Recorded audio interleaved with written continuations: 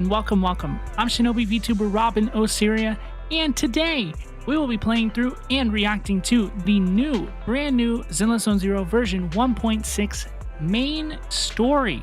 This is the epilogue of Season 1 of Zenless Zone Zero's main story. This is part A of the story, and I am very, very excited to see what is going on. I really enjoyed the previous story update in Zenless Zone Zero, the Asriel and Evelyn update, so I hope that I will enjoy this update as well. We are going to head on into the video store and talk to Wise, and we are going to get this party started. Let's go. Belle, the video store just received a reservation. Seems to be a big client. They even paid a large deposit up front. We take reservations now? We signed in with a new software for promotion under Nicole's recommendation, remember? It added channels for reservations and deposits. I didn't expect such a big order to come in so quickly. Wait, our big client's reservation is in just 5 minutes. What's the point of the reservation then?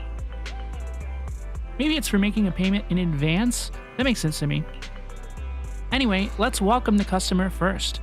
We're counting on them for this month's electricity bill. That's one of my favorite things about Zenless Zone Zero, honestly, is that the protagonists really aren't like the chosen one or like the world-bending, you know, with special powers and all that stuff. Like, these are normal people who have to pay bills. And honestly, I feel that. That is so real.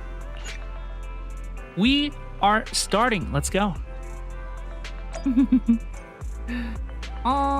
Talk to the visiting customer. Who is it?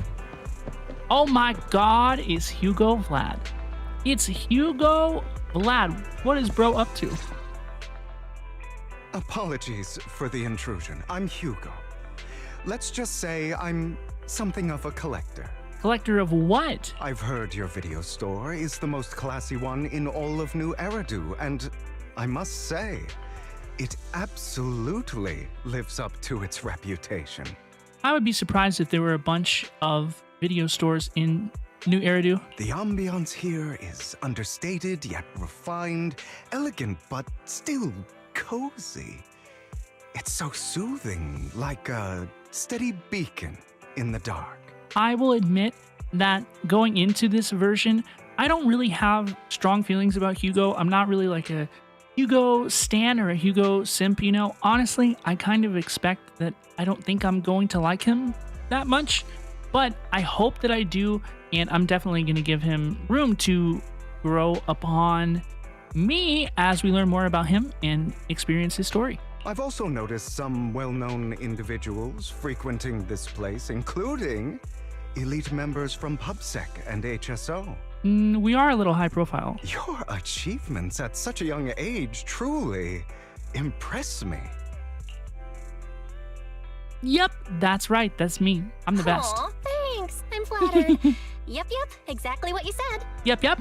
I say this every time I play Zenless Zone Zero, and I'm gonna say it again now. Every time I play this game, one of the only thoughts that runs through my brain is, oh my gosh, Belle is so cute. Trust me, I'm being honest. I do find your store quite special. It looks like he's staring into my soul. So, I guess the rumors about this place are true. Children of devils. Children of devils? What are you talking about? Who? What are you talking about? I'm not following. Am I imagining it? Or do you seem really nervous all of a sudden? Children of Devils is an old movie I've been searching for, but it's so niche I can't find a copy in good condition. Bro, you know what you're doing. Or perhaps, did this movie remind you of something else? You know what you're doing. You're imagining it. I don't know what you're talking about. You're imagining it. I'm just surprised there's a movie we haven't heard of. No worries. Like I said, this movie is rather niche. Despite the word devil in the title, it's actually about vampires. Wow, this guy is interested in vampires? You don't say. I'm so surprised. He doesn't look like a vampire at all. I'm sure you already know. Vampires were a popular fictional concept back in the old civilization. Yo, okay, wait. Do they not have vampires in ZZZ? What happened in the new civilization to that we don't have vampires anymore? Typically, they are pale-skinned, well-dressed, exuding a mysterious and dangerous aura. But beneath their immaculate facade lie lethal fangs for draining human blood. He literally has fangs. Look at his mouth when he talks. He literally has fangs. He's literally describing himself. You kind of look like one. You kind of look like one. I'll take that as a compliment. Too bad vampires don't actually exist in New Eridu. Oh, and I don't feast on human blood. In fact, if anything, I'm hypoglycemic. Hypoglycemic? What does that word mean? Anyway, back to the movie. It's about a man who unwillingly turned into a vampire and after years of plotting, finally kills his evil father and ultimately dies in the process. That sucks. It's about patricide. So it's about patricide. I feel bad for knowing what that word means. And before anybody starts asking any questions, I'm a former Destiny player. You know the Bungie game, Destiny.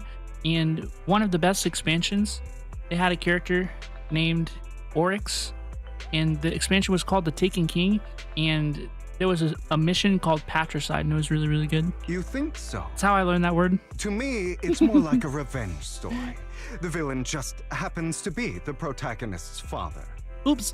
Well, it's a shame you don't have the videotape I'm looking for. What a sassy hand motion, putting his hand over his chest.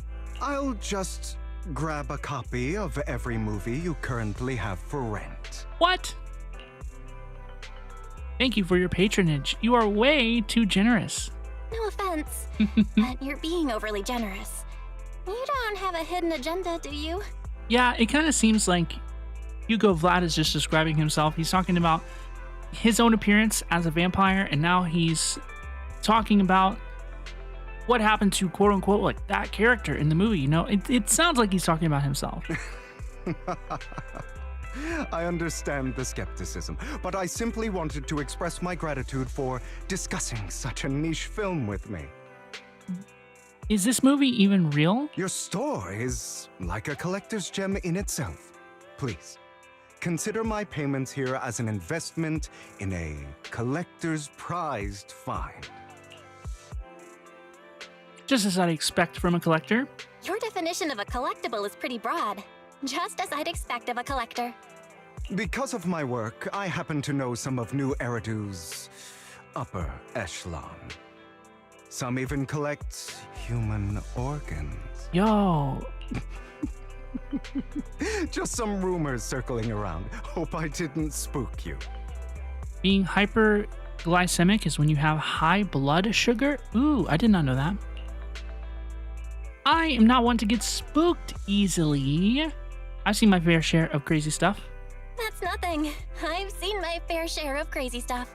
Belle, just like me, we grew up as unsupervised children on the internet from a very young age. Guess I was worried for nothing. With so many high-profile individuals visiting here, I'm sure you're well-connected and experienced in various fields. Speaking of which, there's a big industry auction coming up. They'll probably have lots of collectibles, maybe even rare videotapes not on the market. If you'd like to attend, just let me know. Oh, by the way, I saw a marketing event at Lumina Square. Looks like there's a raffle going on. We got some bold yellow text here. Go check it out if you're interested. Maybe you'll stumble upon something exciting. Especially at a place so close to the upper class. After all, there are always secrets hiding behind the light. Well, thanks for today.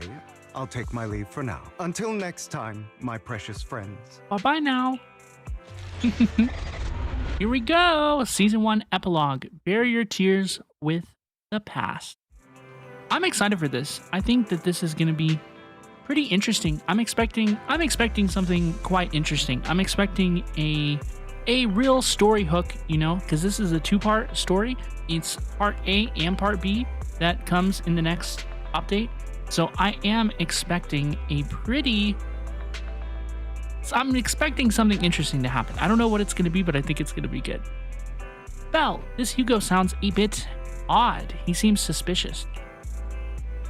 Have we met him before? It wasn't just my imagination then. I remember seeing him before too, during the competition. I even withdrew midway. Yeah, Vivian and Hugo were in the previous event. But if that's the case, why did he act like it's our first encounter? Did he completely forget about us? Or was he faking it on purpose? I think he probably just forgot about it. His generosity is still appreciated. This money is enough to cover our electricity bills for several months. Looks like we got pretty lucky today. Speaking of luck, didn't Hugo mention a raffle event? Right, he mentioned that there's a promotional raffle event for the auction at Luminous Square. Belle, you're not going to... I'm gonna try my luck. I will vibe check the upper class circle. Let's go. Alright then, since we made so much today, you can go ahead. Just try not to lose too badly. I'm gonna win! Alright, Belle, I'm sure you'll win the grand prize. I'll watch the store for today, so come back soon. Let's go. Let's go. Let's go. Let's go to the raffle. Am I gonna win? Am I gonna win? Earlier, I pulled on Ultra's banner, and I pulled 20 pulls for Pultra, and I got very lucky. Because if I got Ampy, I wasn't gonna be very lucky. So my luck is already quite good today. Yo, Hugo! Prizes are waiting to be won. What's up, bro? You think I don't see you standing there? Aunt Sophie? Hi there. Are you here for the raffle? We're a bit busy right now, so please head to the back of the line to queue. Like, bro, you think I'm Hugo? I'm not gonna see your vampiric ass over here. Manager, you came after all. You're here too. Luck is always unpredictable, and that's what makes it fascinating. Whenever I get the chance, I can't help but want to test it. There are quite a lot of people here. Seems like everyone's very confident about their luck. At that moment, a figure suddenly appears and forcefully inserts itself at the front of the line. Itself? Hey, young man, what do you think you're doing? Cutting in line. Cutting in line? Do you know who I am? Your name is Curtis. It says it right there. You shouldn't cut in line no matter who you are. You! Clearly you don't understand anything at all. See that poster right there? That's Master Hartman, the current head of our family. Who? The very raffle event you're participating in is sponsored by Master Hartman. Apart from this, our family is also involved in many charity events. Okay. You're quite persistent, aren't you? In short, since our family is hosting the event, it's only natural that I have the right to priority access. Unfortunately, I kind of agree with him. Who authorized this? I'm just here to work, but we haven't received any instructions on priority access. Okay, never mind. I no longer agree with him. I never met anyone so insolent in my life. Just wait. One phone call is all I need to... Wait, where's my wallet? Where did my wallet go? I see. No wonder why you came over to talk to me. You were trying to distract me and steal my wallet. Little thief? Who, me? I didn't do nothing. That's right. You're the one standing closest to me. Now give me back my wallet. It wasn't me. It's not a good habit to falsely accuse others, says Hugo. Hugo. My intuition is spot on. I knew you were fishy the moment I saw you. And now you've finally shown your true colors. Looks like it'll take some time to properly convince this guy. What do I need to do? This guy looks so arrogant. Maybe I should take a tougher approach with him. Does he, Belle? I don't really think he looks like anything. He's got a pretty neutral expression, actually. Quit the act. I've seen right through you. You may look harmless, but I know you have a secret identity. Your crafty skills have caused headaches for countless people. Not to mention, you're revered in your field. Everyone knows who you are. Are we being clocked right now? Your true identity is There's no way this is correct. a member of the most infamous band of thieves in New Eridu, Mockingbird. They're talking to Hugo. I'm more infamous than Mockingbird, actually. What do you know? My true identity is even more infamous than Mockingbird. What? You're even more evil than Mockingbird? No wonder you snatched my wallet. I normally don't like to pick like the joking options in the game, but like they would never believe this. This is plausible. I know. Now might not be the best time to say this, but I'm genuinely curious about your true identity. Forget it. Clearly, you have no idea who I am. I'm Curtis Ravenlock. That's right, of the esteemed Ravenlock family from Tops. I don't know him. You'll face consequences for crossing me. Probably not. You're from Tops, but you're here to join a raffle? You're an esteemed member of Tops. Why join a raffle with us plebs? Plebs? Offense is the best defense. Seems like you've got that down. Belle has the best vocabulary in all of Hoyoverse. I love Belle. I love this little bean. Belle, unironically, probably makes up over 25% of the reason why I play this game. Is because Belle is so cute and so cool.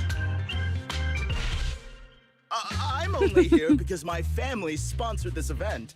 I just joined the raffle for fun. It's not like I actually need the bunny. Oh, take it back. Take it back. Anyway, you were the only one next to me when I lost my wallet. It has to be you. Just admit it.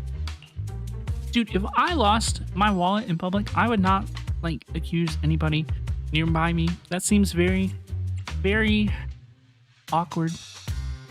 Let's reason with him in an intimidating tone. I think we already have the edge in this interaction, especially with Hugo's backup. So I'm gonna go with this one. Listen, you can't just throw accusations around. You'll be held accountable for what you say. I did not steal your wallet. But if you insist that I did, let's go to PubSec together. Of course, if you can't prove it, I'll be pressing charges against you. What is that like effect? What is that That's a bit too extreme. lightning effect? That's happened a couple times now.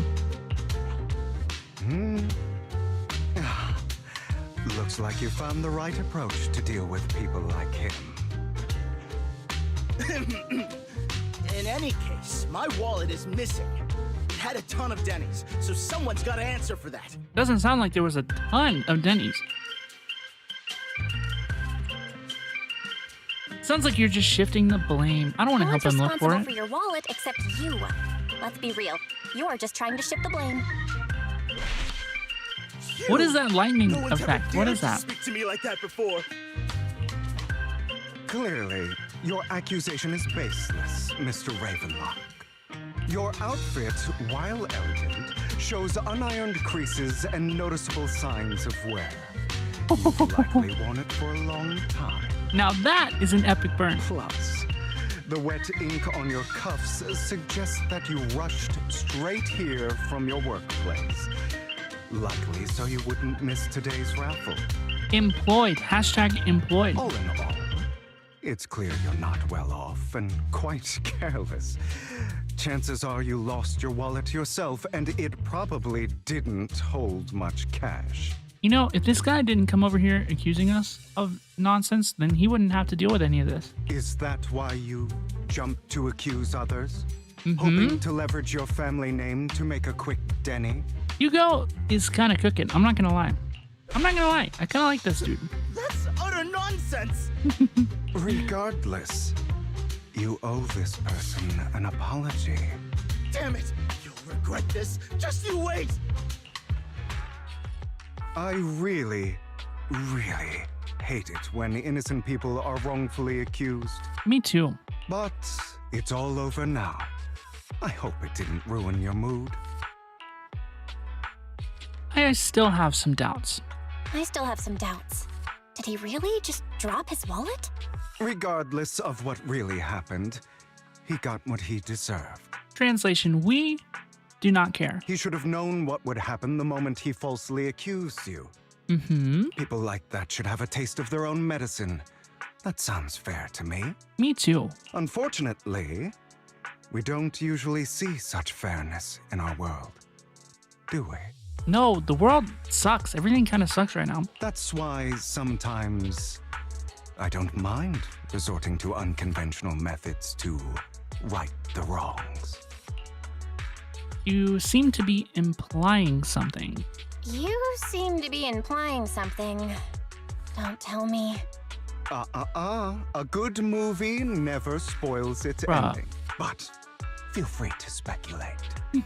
Anyway, it was nice running into you. Please, accept this raffle ticket to mark the occasion. Yeah, Hugo's got some May risk. it I'm not gonna lie to keep you. you away from shady people and situations and bring you good fortune. Oh, right. I'm sure you are familiar with the Ravenlock family, affiliated with Tops. They were once incredibly powerful, a true behemoth even among Tops. Unfortunately, that's all in the past. Unfortunately? Is that unfortunate? Now they're not doing so well. Be it their funding or reputation, they're far from their former glory. Though, of course, this is what the Ravenlock family deserved. So why did you say that it was unfortunate? You have a grudge against them or something? As you know, being a collector means I have to deal with these high society people. And among all the people I've encountered, the Ravenlocks are the toughest crowd. Cunning and ruthless, these words were made for them. While the same applies to most people in Tops, the Ravenlock family is among the worst. Take that Curtis guy as an example. A branch family member at best, but already immersed in his arrogance. Unfortunately, I'm just an ordinary collector below their playing field. Otherwise, in any case, if you ever run into a Ravenlock, it's best to keep your distance. Same goes for Tops people, of course. After all, the Tops Enterprises Union is one of the top power players in New Erido, toe-to-toe with the Mayflower-led city administration. These two are at each other's throats behind the scenes. One New Erido clearly isn't big enough for two behemoths, but if you ask me, it's just dogs eating dogs. I've been going on for some time now. Alright, let's leave it at that. I'll see you again sometime. Bye-bye now. After Hugo leaves, you see a cat playing with a wallet, and everything inside is gone, so he really did lose his wallet. Oops. Why do I have some extra Denny's in my pocket? Same here. I don't think I brought this with me. Dude, did Hugo steal the dude's wallet and then reappropriated it amongst the community? That's pretty amazing. Could it be that some kind-hearted person has given us money? Seems true.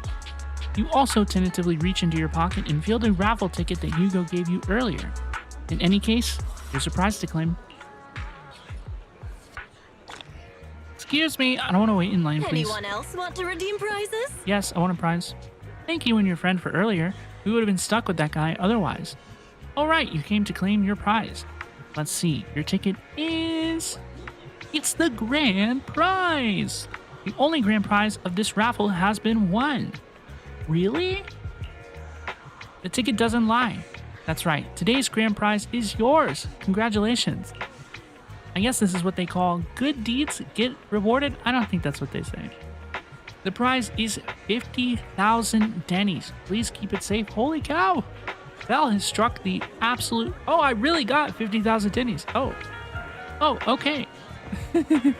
Belle has struck the absolute gold mine today. Dude, we're balling out. It's time to go on a shopping spree.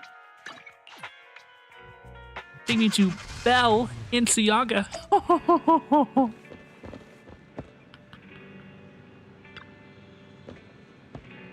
What? You actually won, and it's the grand prize? That's right.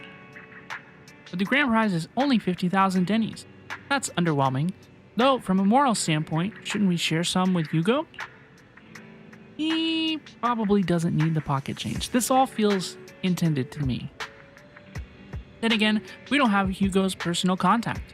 I guess we'll have to wait until we run into him next time. Belle, the news just mentioned the Bringer investigation outcome. Seems like the commissioner regards everything as Bringer's personal action. I was hoping PubSec's internal investigation would expose more big names. Seems a bit suspicious. It might have gotten the hush treatment. Yes, you make a good point. After all, the Exaltists are involved, and PubSec probably doesn't want to disclose more details. I still feel like there's some terrible secret behind all of it. Belle, your phone just rang. Maybe you should check who sent the message. I bet it's Hugo. Let's go. Lycaon? Hello, please. Master Proxy, my apologies for disturbing you. Are you available at the moment? I have some important matters I'd like to discuss with you in person. I have time. Yo, let's go. In my humble opinion, this shouldn't be considered a bad thing, at least. It's great that you have some free time. Please wait a moment. Ellen and I will visit the video store in 5 minutes. Ellen is mentioned. One thing that ZZZ is starting to do well, and they did this throughout some of the previous stories as well, is like other characters just kind of like pop up all the time now. Like whenever, like Chingy has popped up a lot recently, and I've just been like, every time I'm like, ooh, Chingy is in this? Yippee! And now I didn't expect Ellen to be in this, but here she is. Right here. Master Proxy, we have come to discuss an important matter with you. Before that, we need to be honest with you about the Master of Victoria Housekeeping. You probably don't know about that yet. We actually don't. Is it your mysterious master? Correct. Victoria Housekeeping is loyal to the current head of the Mayflower family, who is also the mayor of New Eridu. Okay. Very good to know. Is it the mayor that I'm thinking of? New Eridu currently has only one mayor, so it must be the one you're thinking of. Don't worry, the mayor's probably just an ordinary person. I haven't met him in person though. This is definitely some news to process. Although I already suspected you were loyal to some big name, I didn't expect it to be someone of the mayor's level. Actually, it's the mayor who wishes to talk with you two, which is why we've come. After all, you've both been deeply involved in the previous Bringer and sacrifice-related events. The mayor wants to talk to us? What the heck? Please be assured, I pledge on my honor that the mayor has no ill intentions and will not hold either of you accountable in any way. He will only contact us through the phone. Well then, let's talk. Thank you very much. Then, without further delay, let's contact the mayor. Is this really happening? Is this going down? They're here with me now, sir. I'm glad to have the chance to speak with you, young'uns. Helios Academy used to be a peaceful and comforting place.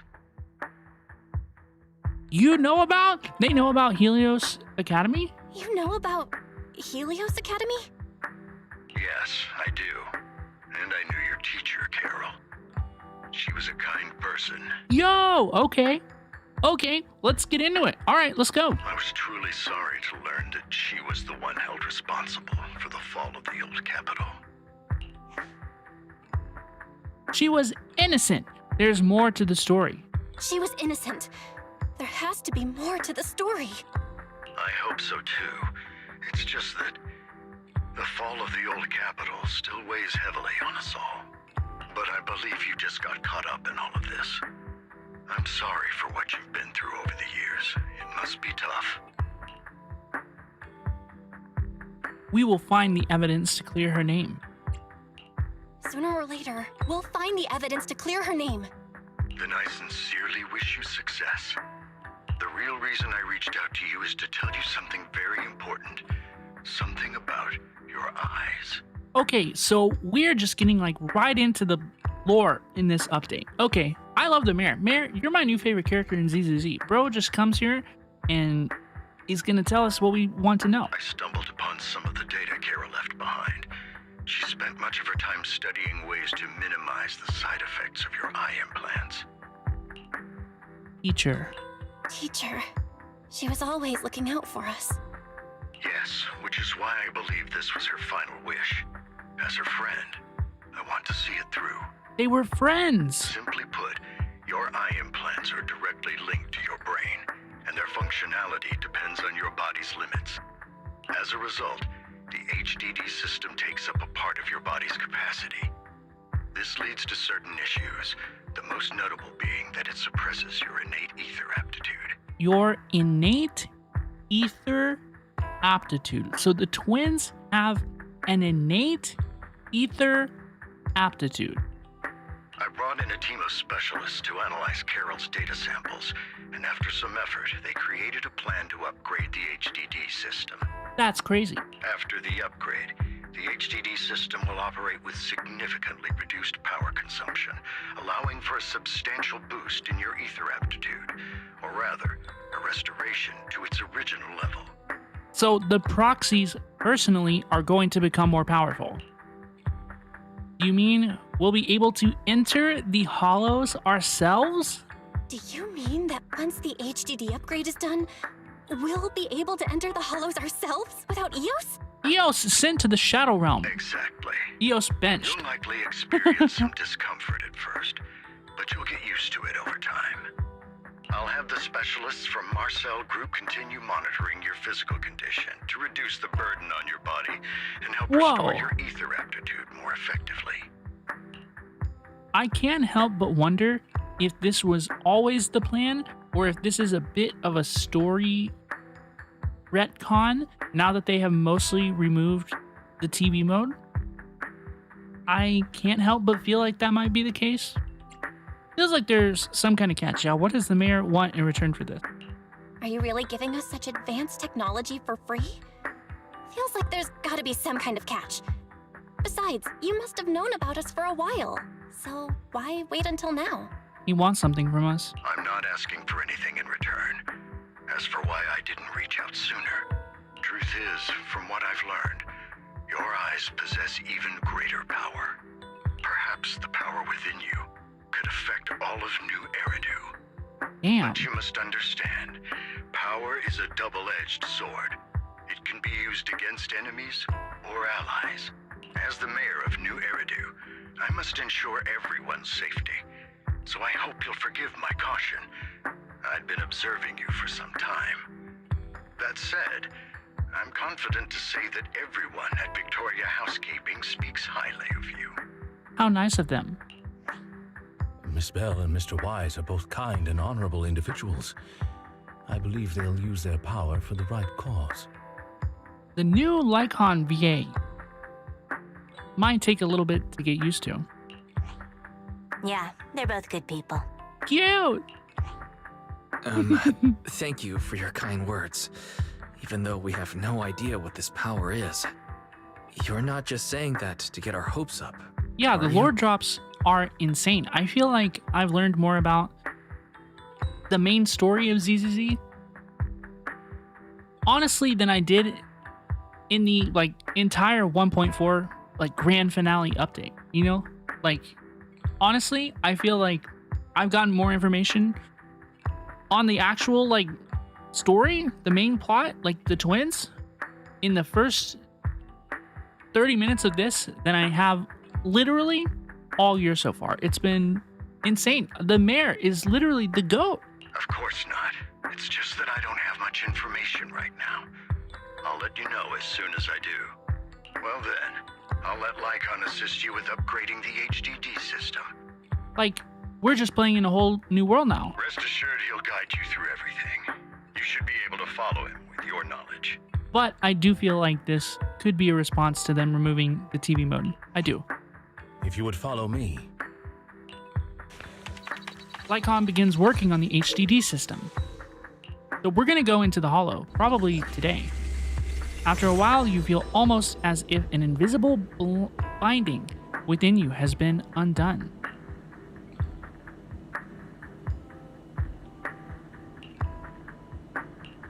I gotta get my screenshot. Please understand.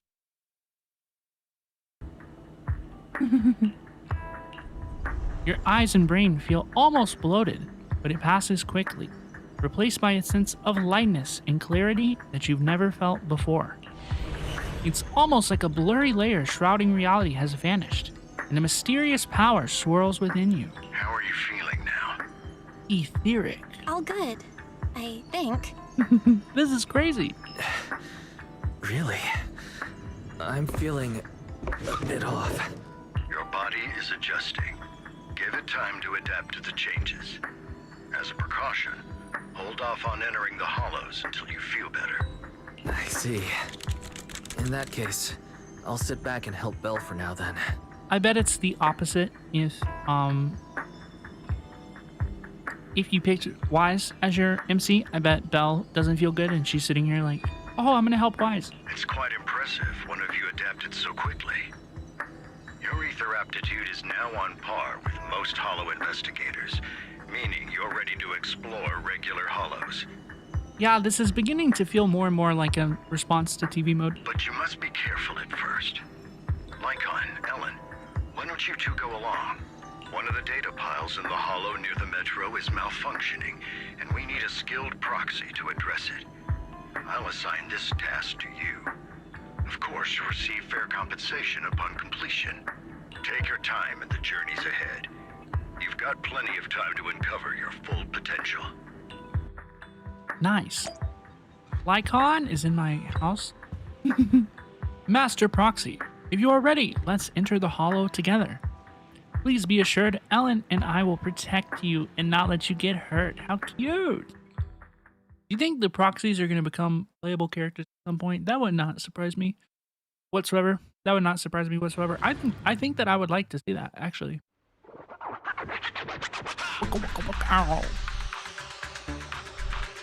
Let's confirm the mission objective.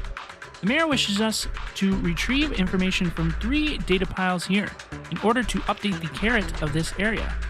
Retrieving the data is something only the esteemed Master Proxy can accomplish, so we'll leave it to you. Master Proxy, the data pile that the mayor mentioned is in this direction. Belle is really inside a hollow right now. This is insane. That's one hollow data set successfully retrieved. Master Proxy, you are indeed skilled. Let's go find the next data pile. If only all work were this easy. The data pile that the mayor mentioned is near that garage ahead. Dude, can we get an F in the chat for Eos? Eos just got power crept and benched. What a pain. There's nowhere else to go. We'll have to move the train. Clue not obtained. We need a passcode to unlock it. Based on currently available information, it's difficult to determine the origin of the passcode. Perhaps we missed something. The clue might be inside the console. I don't know why you would think that, Belle. After manipulating the console, you successfully hack into its system. Although you can't directly crack the passcode, you learn that clues are hidden in the nearby area. You relay this information to Lycaon and Ellen. So the information was hidden in the console. Thank you. Good thing we have the proxy here, or we would be stuck right now. Time is of the essence. Let's start searching for clues related to the passcode in the surrounding area. We should search for the passcode nearby to disable the laser, and then move the train. Oh, I don't like this. Oh, I don't like this. Master, this string of numbers should be the passcode we need. Doesn't this visual effect seem a bit sloppy? Master Proxy, let's input this string of numbers into the console right now. I get it now. No, I don't want to see We should be able to the enter proxies passcode running now. around in the hollows, solving puzzles. I don't want to see that. Unfortunately, no thank you. I do just want to rush from combat area to combat area. It's true. Master Proxy, let's input the number 7777 into the console. Okay. Yeah. If this is going where I think this is going, I'm a little bit concerned. How are you feeling now, Master Proxy? Fantastic. I feel fine. Fantastic. Never been better. I'm relieved to hear it. If you feel any discomfort, please let us know at once. Yeah, I'll carry you on my back if needed. I want you to carry me right now. Really? I want you to carry me right now. Let's finish the task first, Master Proxy. You've always had a sharp mind, and now you've got the muscles to match.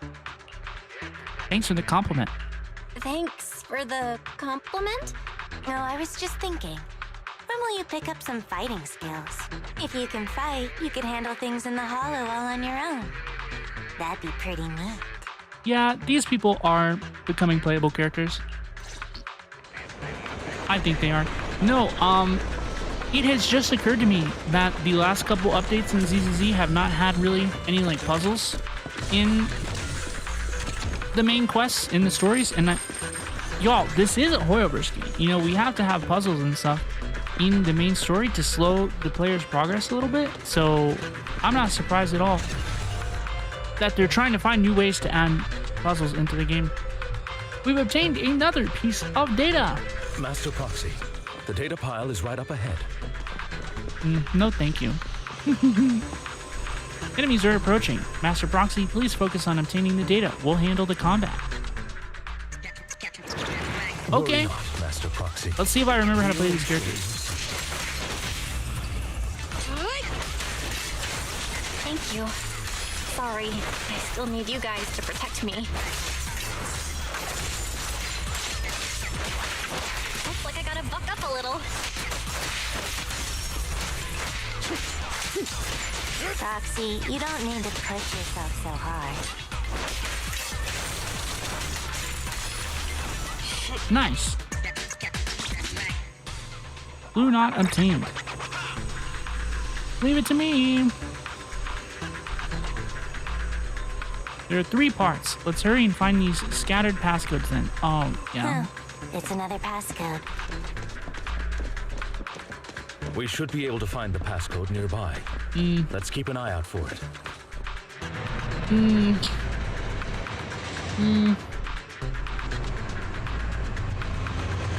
The Hawkeye Star Rail just went through this thing where they put a lot of puzzles in the game and everybody was like, guys, come on, you know we don't want to play puzzles. Maintaining And they the had data to piles in the hollows requires bend the a knee proxy with the utmost professionalism. and remove a lot of the puzzles from the game. And so then you come over here and you play ZZZ and they're like, hey guys, we found additional ways to implement puzzles. Aren't you so excited? And I'm like, no.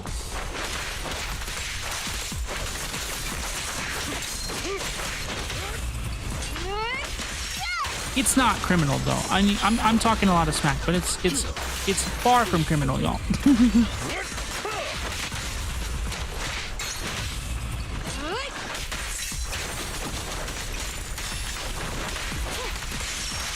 Take this. Understood.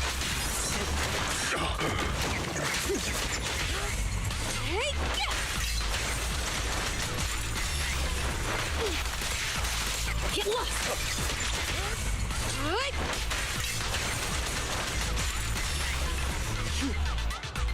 Master Proxy, let's take a look around this area. We might be able to find clues regarding the passcode. The first digit of the passcode, 0. Dude, hell no. Dude, hell no.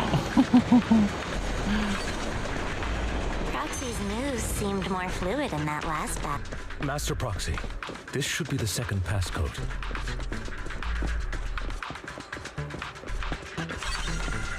Good, this should be the second digit of the passcode, 4. Based on this information, only one part of the passcode remains. Master Proxy, we've been in the hollow for quite some time. How are you feeling? Don't look straight at the moon. I feel fine. Nothing out of the ordinary. That's good to hear. Why are Lycaon and Ellen low-key fun as hell to play, though? Let's not to overdo it. Take this.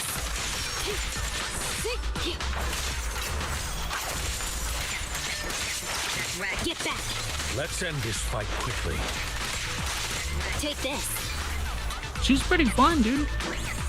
I have Ellen. I pulled her on her first banner. But Like many of you, yeah. I haven't taken my Ellen Joe on a spin in a while.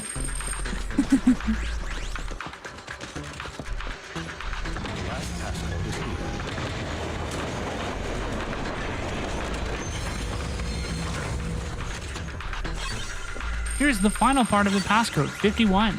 Let's go back and start the console. Do you still remember the numbers from before? I forgot. Yeah, I'm hoping that it will...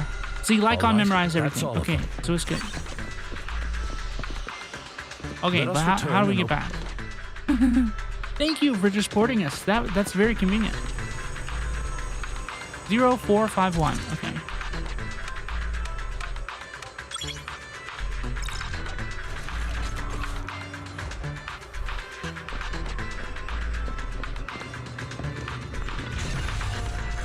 This is the last piece of data.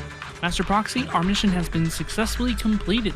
Are you experiencing any physical discomfort? I do not understand what that added to the game, besides padding, 12 minutes of runtime? I don't think it was particularly fun. I don't think that was good. Everything is normal. That's wonderful. If that's the case, let's leave the holo and report the mission results to the mayor. If you're sitting there and you're like, Rob and Osiria, would you rather there just not be puzzles or TV mode? Yes. The mission was a success, sir. Master Phaeton's performance was outstanding. Yes, I would. Excellent. You truly are exceptional. I'll be frank. I contacted you because I need your expertise for an important task. I'd like you to participate in an auction and help me secure an item up for bid. An auction? Don't tell me. Hold on. Is it the same auction I heard about? The one with all the high-profile attendees? Yes, that's the one. I knew asking you was the right choice. Since you're aware of it, I'll get straight to the point. It's related to the sacrifice you encountered. Sacrifice? Has it appeared again? Remember the sacrifice you took down near the construction site? Public security did some research after retrieving it. It turns out it can maintain its form outside the holo and carries human genes. That's not very good. Within it, we extracted a mysterious core. This core possesses the same inexplicable power as the sacrifice, allowing it to exist without relying on ether. Okay. However, the core was recently stolen from the most secure lab in New Eridu. We suspect this is an inside job rather than an external theft. We searched extensively without success, until I saw the auction flyer. The core has been concealed within an auction item. So you want us to bid on it at the auction? So you want us to bid on it at the auction. But why us? The power of the sacrifice is highly volatile and destructive. We must keep it confidential, at least for now. And I, as mayor, am not suited to participate in the auction myself. Plus, I'm running checks on my inner circle due to the theft. That makes sense. Frankly, there aren't many people I can trust. Don't worry, the funds are covered, and Victoria Housekeeping will be assisting you. Of course, this hinges on one condition: your willingness to aid me. We'll give it a shot. All right, we'll give it a shot. Thank you very much. I knew that I could rely on you. The only hurdle now is the invitation. It's exclusive to Tops, so obtaining one might take some time. I'll handle that promptly. I'll leave the rest in your capable hands. The mayor ends the call. You seem a bit puzzled, Master Proxy. The relationship between the mayor and Tops. The relationship between the mayor and Tops seems rather delicate. You're quite perceptive. As you know, the roots of New Eridu's governance lie with the Mayflowers, while Tops is a conglomerate of companies. Power and profit often lay the foundation for conflicts, which is why securing invitations could be tricky for us. Things would be much easier if Tops weren't so involved. But worry not, Master Proxy. It may take some time, but we will overcome these obstacles. Now, if you've no further need of me, I'll take my leave. Have a good day.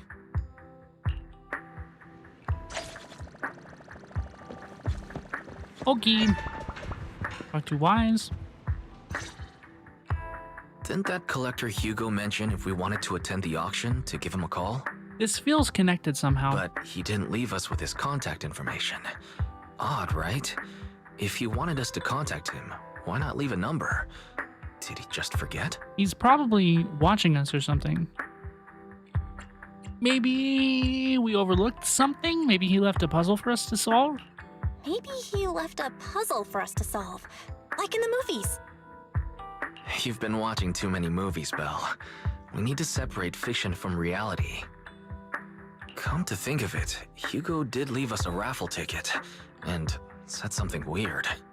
He said something cringy like, "There are always secrets hiding behind the light." Wait, don't tell me. Behind the light.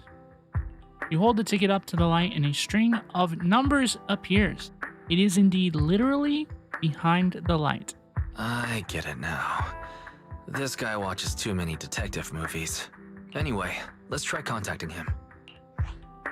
Aha, it's you, the manager of my favorite video store.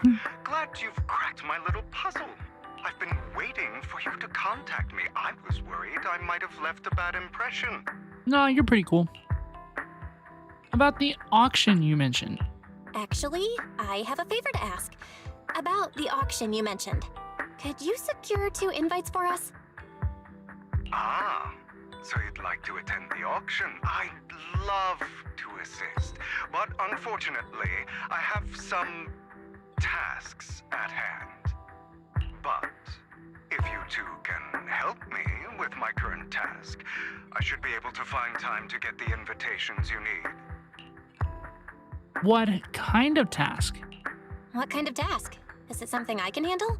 Nothing too dangerous, I hope. Don't worry, I would never put you in danger. Let's discuss the specifics in person. I'll wait for you at Dew Gardening Shop in Lumina Square. Okay. Let's go see Hugo. Let's go. Let's go. I wonder what tasks he has for us to do today. I wonder what's on the agenda.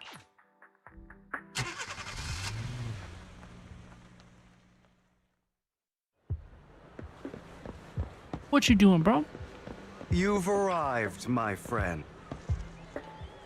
To get to the point, I need you to shadow someone for me. Record and tell me everything they do and say. And that someone is Hartman Ravenlock, the head of the Ravenlock family? That's right, him. I've already got his schedule. Soon he will be meeting with someone nearby. I need to know the exact details of their exchange, please. Of course, for your troubles, I'll take care of the auction invitations you need. May I ask why? To be honest, based on my sources, the Ravenlock family appears to be plotting something rather sinister. You are a complete stranger to him, which will make everything easier. Relax, it's nothing illegal. You just happen to be in proximity and happen to overhear something. Even if someone from PubSec shows up, they won't have anything on you. Besides, you already have connections in PubSec, don't you? It's not just PubSec. I'm pretty popular. I'll be waiting for your good news then. Hello there. I didn't expect that blonde gentleman to be your friend as well. You know him? Of course. He often comes here to buy flowers, and he's always very generous. However, he always buys flowers for memorial purposes, that they're for his deceased loved ones. Seems like someone with quite a story. Secretly, Tail Hartman. Okay. Belle Gaming. Belle Gameplay.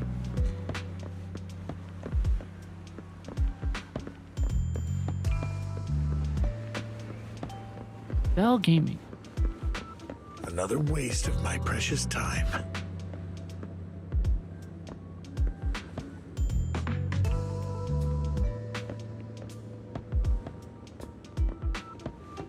Don't mind me. I'm just inconspicuously walking right past you.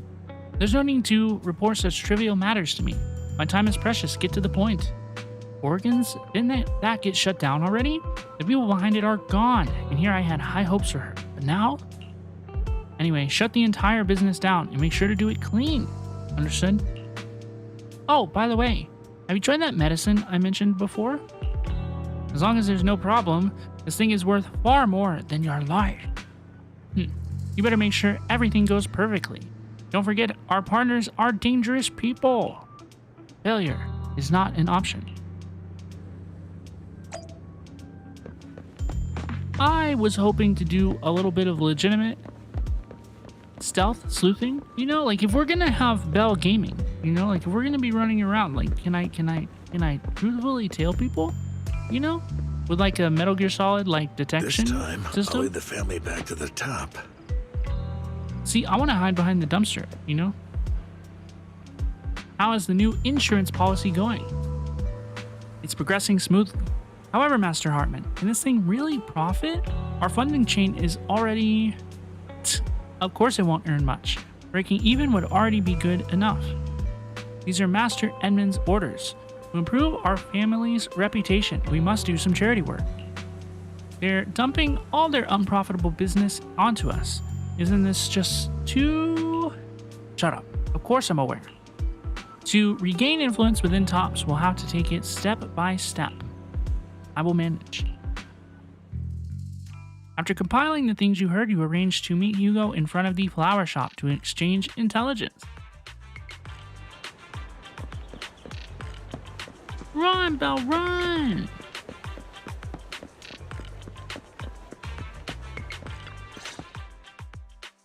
Good day, manager. Wonderful to see you again. You're as sophisticated and charming as always. About our previous discussion, I assume you've made some progress? You share your findings on Hartman with Hugo. His gaze remains lowered as he listens intently, his pale, slender fingers absently flipping two intricate coins with practiced ease. At key moments, he asks thoughtful questions to clarify the details. Who knew this guy could be so serious? Why so serious? I see. Looks like it's more complicated than I thought. I appreciate your help. Here are the promised invitations for you. One was mine, but I won't be able to attend as I'll be occupied that day. I had to pull a few strings to secure these invitations, so please don't mention where they came from. Otherwise, someone might come hunt me down. Really?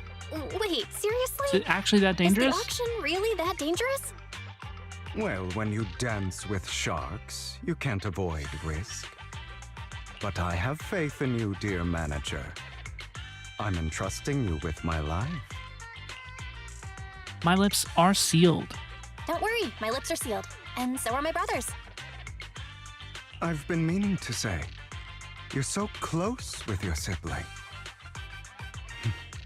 I'm kind of jealous. What's your view on family ties, manager? What do you mean? What? It's a little sus.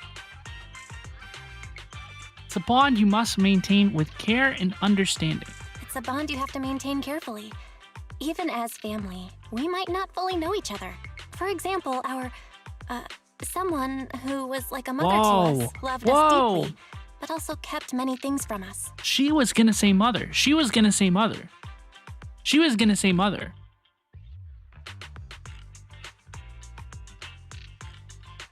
Whoa! So they consider, or at least Belle does, considers Carolyn to be their mother? Interesting. Mother. Huh. For me, that word only brings fear, pain, and hatred. Hey, yo. I once had a half-sister. Different mothers. Had? Had? Did you two fall out of touch because of an argument or something? I don't think that's what he meant, Belle. No, we never argued.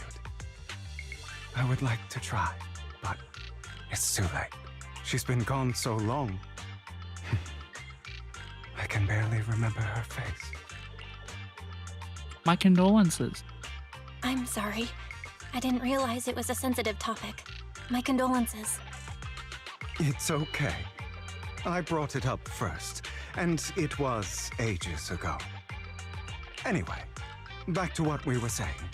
It's highly likely that Hartman will be at the auction as well. As you know, while he's the rightful heir to the Ravenlock family, he keeps many secrets. Should you cross paths with him in the future, be cautious. He's sitting up on his high horse looking down on everyone else, and he'll do whatever it takes to get more power. I hope these upper-class people eventually face the punishment they deserve. Too bad the scales of fate lean one way or another, unless someone steps in to tip them back. I digress. That's all for today. I have some errands to attend to, so I'll take my leave. Bye-bye now. Have fun at the auction. He's gonna be there. Hugo, we know your ass is gonna be there. Be so for real. Lycaon says, in my humble opinion, this shouldn't be considered a bad thing, at least. Great that you have some free time. Please wait. Oh, that's the pass. Okay. We got an invitation. Lycaon is a bit behind on his progress. I'll head over to confirm some follow-up matters with you. Please wait a moment. I'll meet you there. I'll meet you there, Von Lycaon. Von Lycaon. Hurry, man.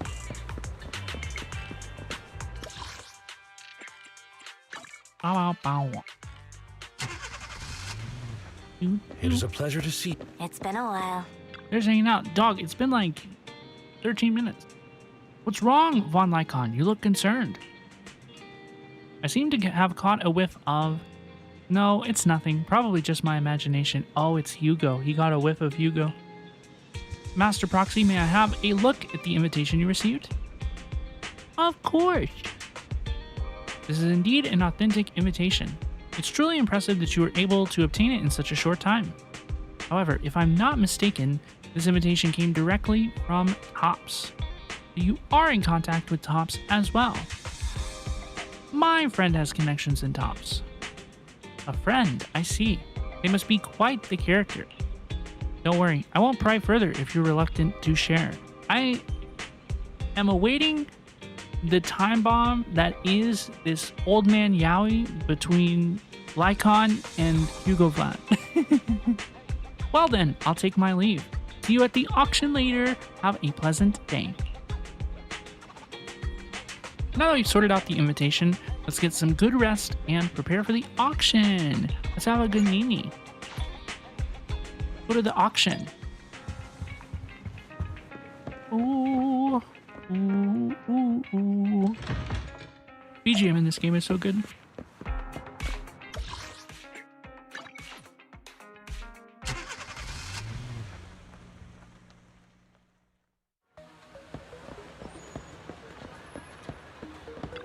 Staff, hello please, I'm here. Your invitation has been confirmed, esteemed guest. Would you like to enter the private suite now? I would. Let's go. Let's go. I'm a VIP. Very important proxy. As expected, the private suite looks high-end. No wonder the invitation was so hard to get. We seem to be early. Lycaon and the others haven't arrived yet. Can we take a look around first? We can also try some fancy desserts and drinks. Ooh, yummy, yummy. A pleading voice suddenly comes from nearby. Please help me. I really have no other choice. Something's happening over there. Let's go take a look. Lies. Whoa. Deception. Vivian! Betrayal. I see swirling mist, shrouding the truth in a deep, enigmatic haze. She's so beautiful. Found you. Chosen one. She's so beautiful. Hello. She's so beautiful. You are exactly as I thought you'd be. What do you mean? What do you mean by the chosen one? Chosen one? What's that? Sounds like something from a tacky novel that was popular a decade ago. Words can only convey so much, so it's understandable if what I say doesn't make sense to you now. But you'll know what I mean soon enough. Will we? Young lady, I know you might think I'm lying, but I'm telling the truth. That item was my late husband's keepsake, and I had to pawn it due to financial difficulties. But I can't bear to see it auctioned away to who knows where. I'd never be able to get it back. Please help me bid for it. There's a hidden flaw in that item. If you point it out during inspection, it will be withdrawn from the auction and returned to the pawn shop. That way you won't have to pay for it. In return, I'll offer you some compensation. It may not be much, but it's all I can manage. Please. Mom, please don't cry. Your story might be genuine, but your intention is not. Besides, this has nothing to do with me. Your misfortune is not my concern. Young lady, you don't look like you're struggling for money. How can you be so cold-hearted? I'm sure this refined individual here feels the same way. Do you have any sort of relationship with Vivian? Like, why would she do that for you? Huh? Are you referring to me? Yes, you. If you're willing, could you please... How did this woman make it into the private suite to ask people to do things for her? She's asking us to return it to the pawn shop, right? The auction is about to start. I'm not sure how you gained entry, but That's what I I'm said. sure you don't want to be driven out with your daughter.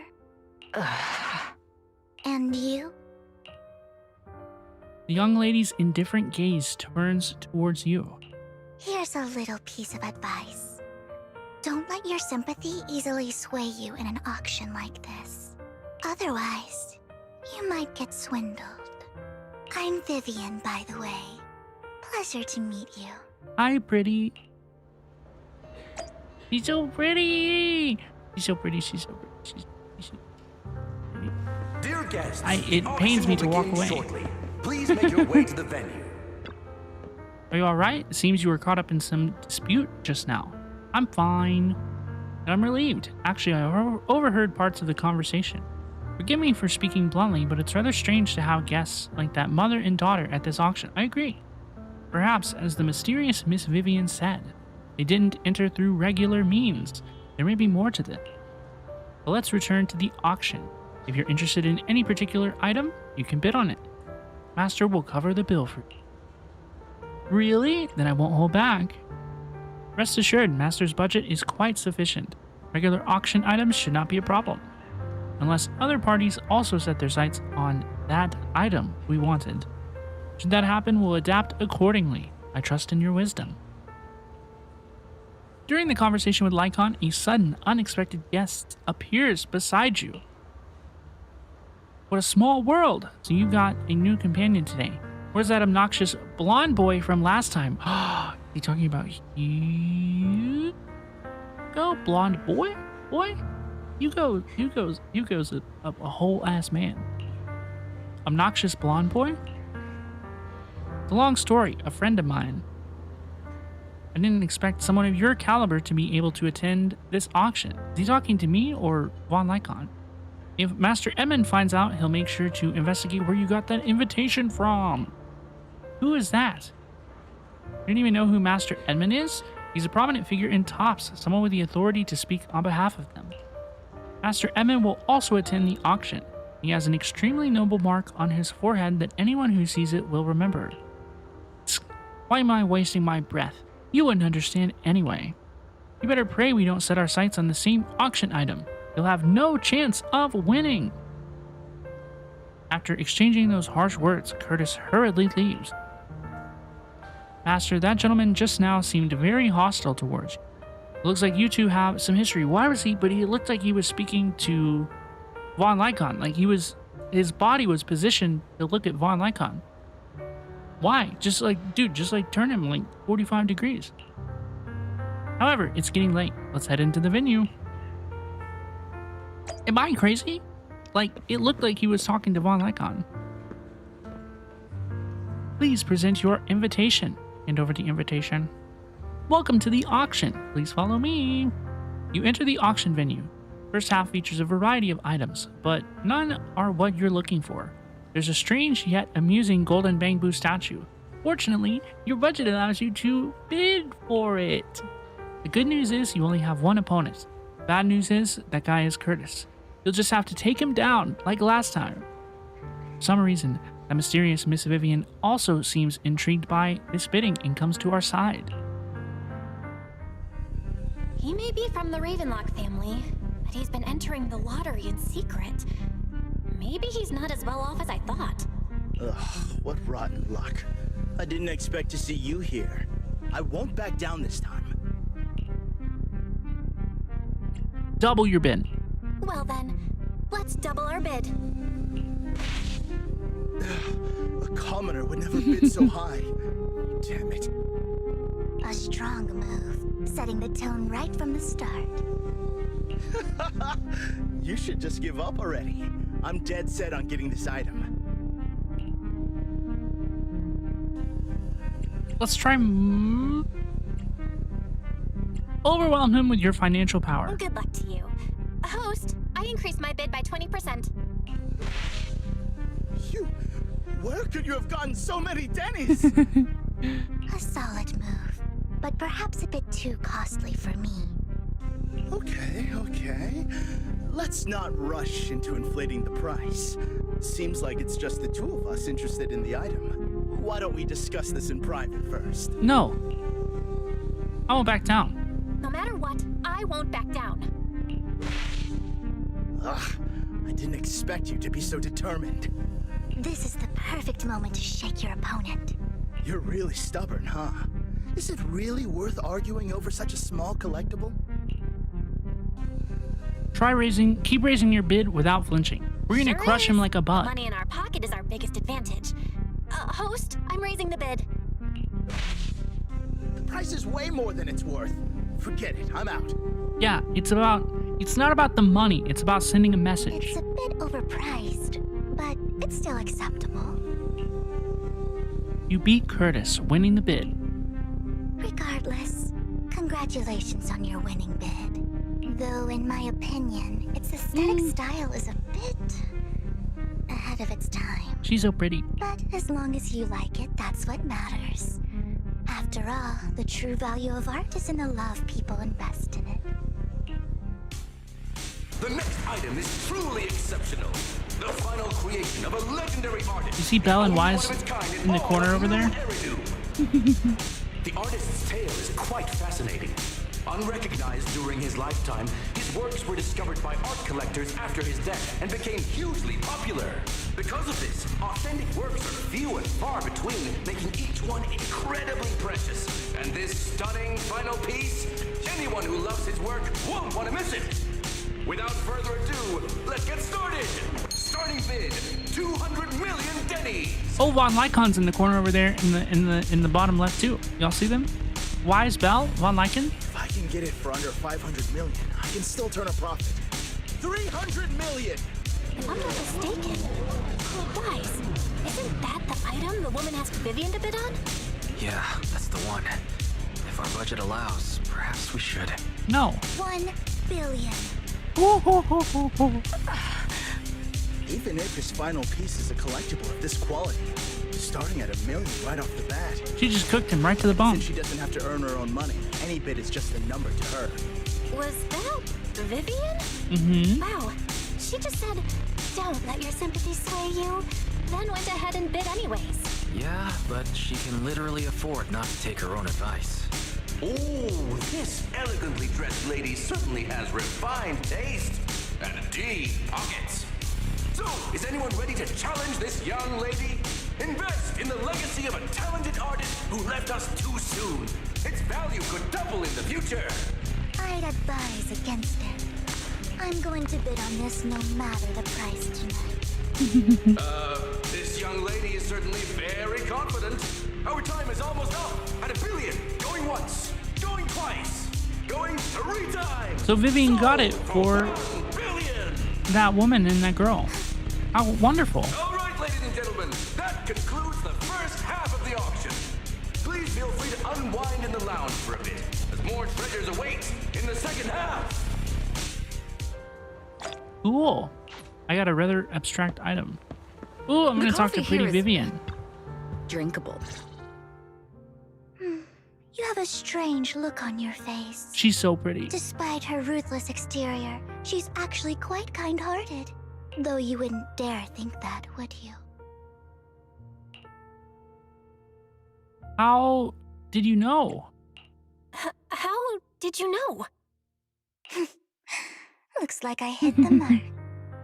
Just to clarify, I didn't assist that woman out of kindness. Nor do I plan on giving up the item I just purchased. What? Because it's nothing more than a common scam. A scam? A scam?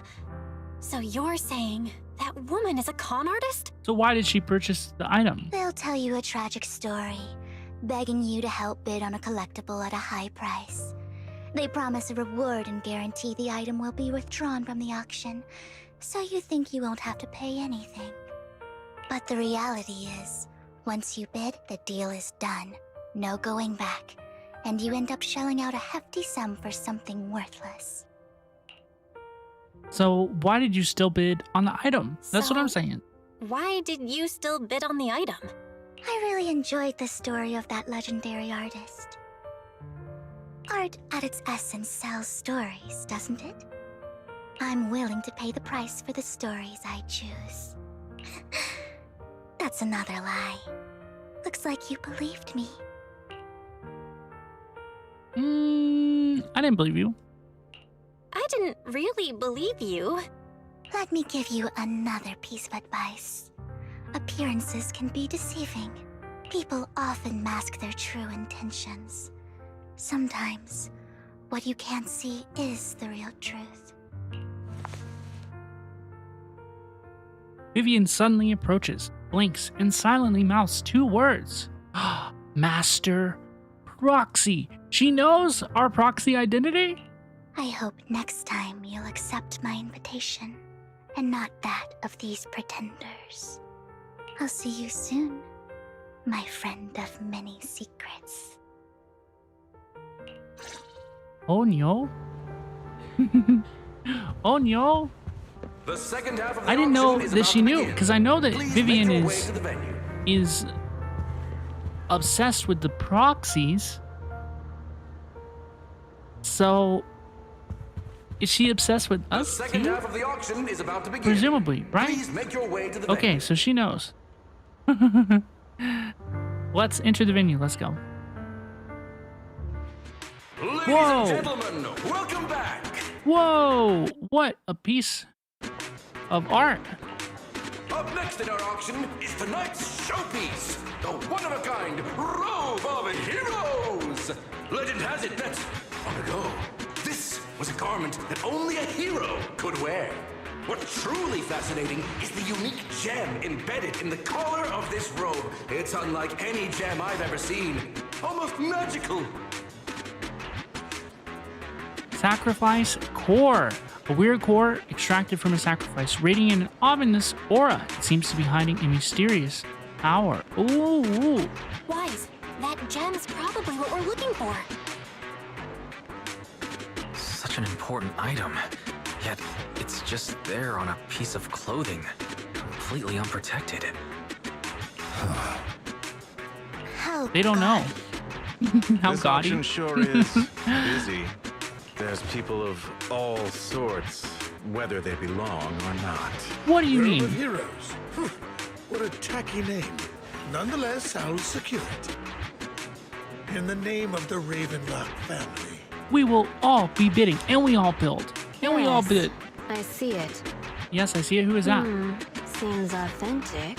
And we all pulled, and we all bidded. That was the joke I'm trying to Of make. course. I'll keep an eye on it. Who is speaking? After some intense bidding, only two contenders remain. You and Hartman, the current head of the Ravenlock family. I didn't expect this to drag on so long. I believe there is no meaning in continuing this senseless bidding war. Frankly, wasting time irks me more than squandering money.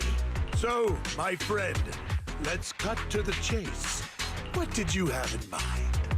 This man is pretty shrewd. Maybe I should match his energy. I want that robe. All I want is that robe of heroes. What a pity. We both have our sights set on the same item.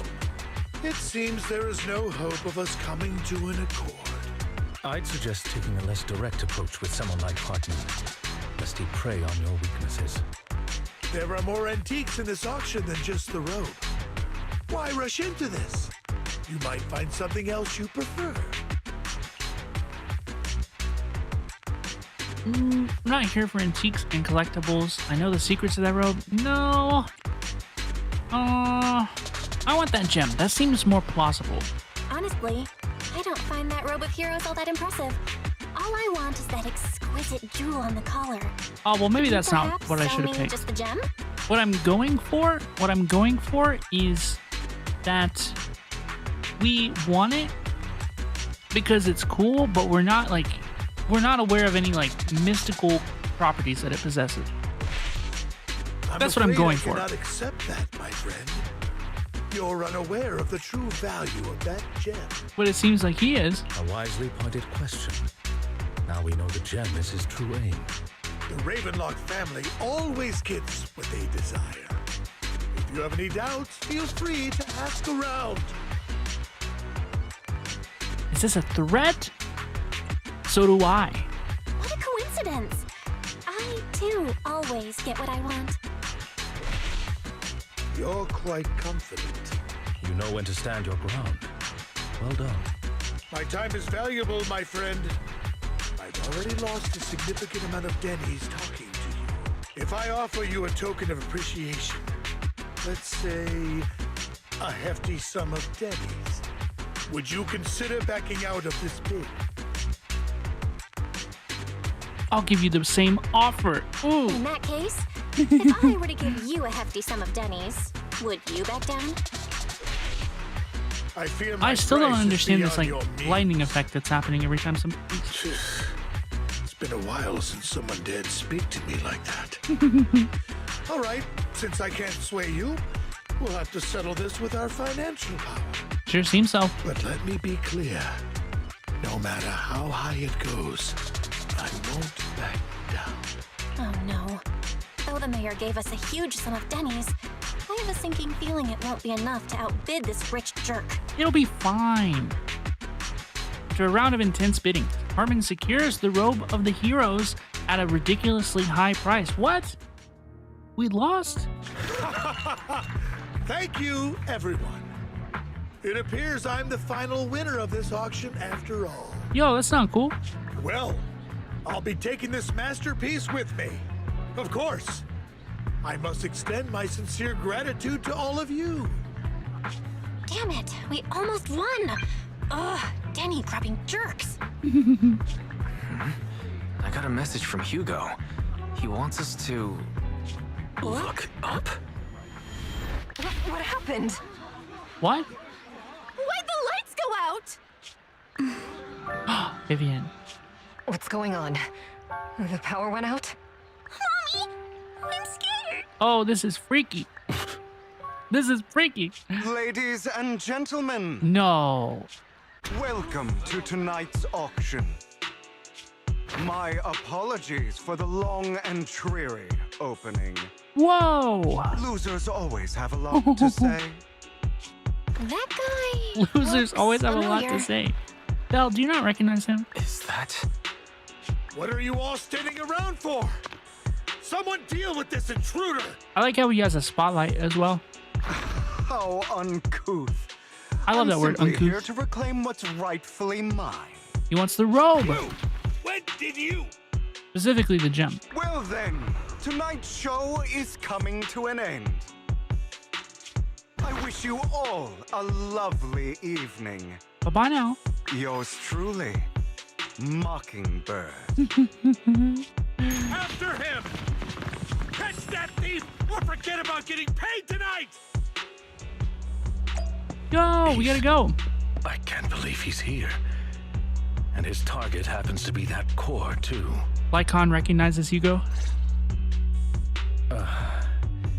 Forgive me, Master Proxy, but that Mockingbird and I have history. You might find it surprising. I'm acquainted with him as well. He might find it surprising, but I know him too. You do? You brief Lycaon about your encounter with Hugo, and you empathize that you had no intention of keeping him in the dark. I see. So that's how you know him. Years ago, we founded Mockingbird, the Phantom Thieves Syndicate. Things started off well. We were young, with naive ideals and lofty goals, and we pursued what we thought was right. But one night, that all changed. There may have been signs of what was to come, but no one noticed them at the time, or perhaps we chose to ignore them. Eventually, I left Mockingbird and accepted the olive branch extended by the mayor. The separation was, shall we say, less than amicable. And my dearest friend became my sworn enemy. Friends to rivals, Yowie. Master Proxy, if I may ask, what do you think of Hugo? He doesn't come across as a villain to me. Despite how he helped me, something feels off. Yeah, that's how I'm gonna pick it. Though he helped us before, and he seems pretty nice, I can't help but feel something's off. He's a part of Mockingbird after all. Mockingbird has changed from how we envisioned it. And Hugo too, no, it's nothing. In any case, he's very dangerous. I'm still unsure of his intentions, but we cannot risk letting him have the sacrifice core. Based on my past experiences, I can likely predict the route he'll take to evade his pursuers and escape. However, this path lies within the hollow. Master Proxy, Let's head straight over. Let's go. Head straight there. I'm feeling super strong right now. I'm feeling good. Very well. Please, follow me then. Let's go.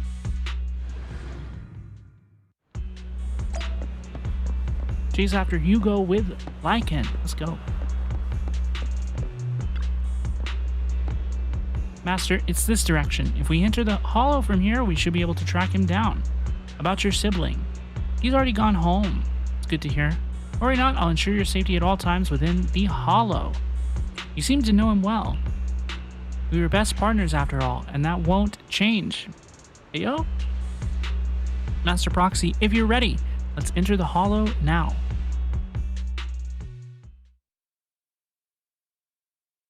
Here we go. I was just thinking to myself, like, this has been nice so far. It's been pretty good, but it has been light on gameplay.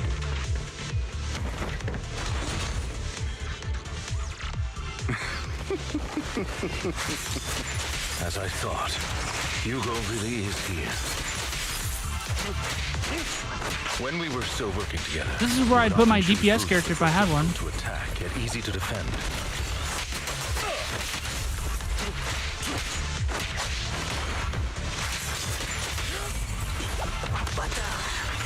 Master Proxy, the layout of the port is complex. Ethereals may jump out from any corner. Wow, wow, wow. There are so many ethereals, but they don't seem to faze him at all.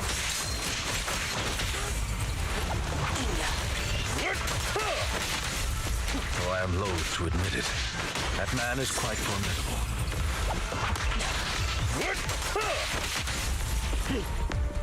You can always find him in the thick. You goat! His running animation is so goofy. Do you see that shit? You see him? He's too tall. He's so tall. Master Proxy, the container storage console here has been destroyed by Hugo. He really went to great lengths to block our path. Not another puzzle. Are you kidding me? Dude, I really don't like these.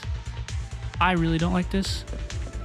It's like, hey, were you having fun chasing Hugo and fighting ethereals? What if you run around the map and look for stuff on the ground and do puzzles? Like, how does that sound? Does that sound fun?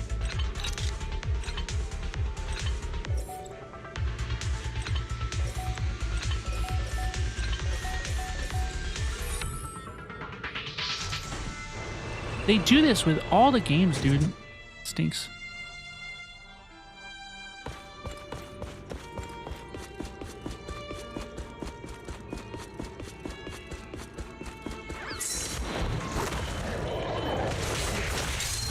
Like, what did that, honestly, what did that add to our experience? Was that critical to the lore? Was that critical to what? I don't even understand. Master Proxy. That's one of Hugo's weapons. Make sure to avoid it.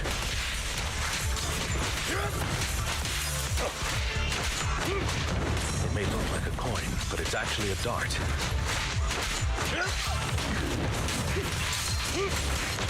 He carries around a briefcase filled with all sorts of weapons. Quite a hassle to deal with. He's extremely familiar with this place. Master Proxy, dragging this out will only be to our disadvantage. Let's proceed through here post-haste.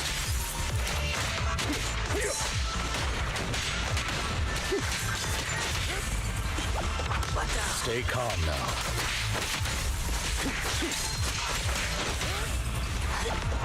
Stand still.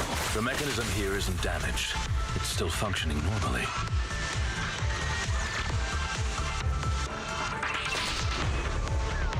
Something's not right.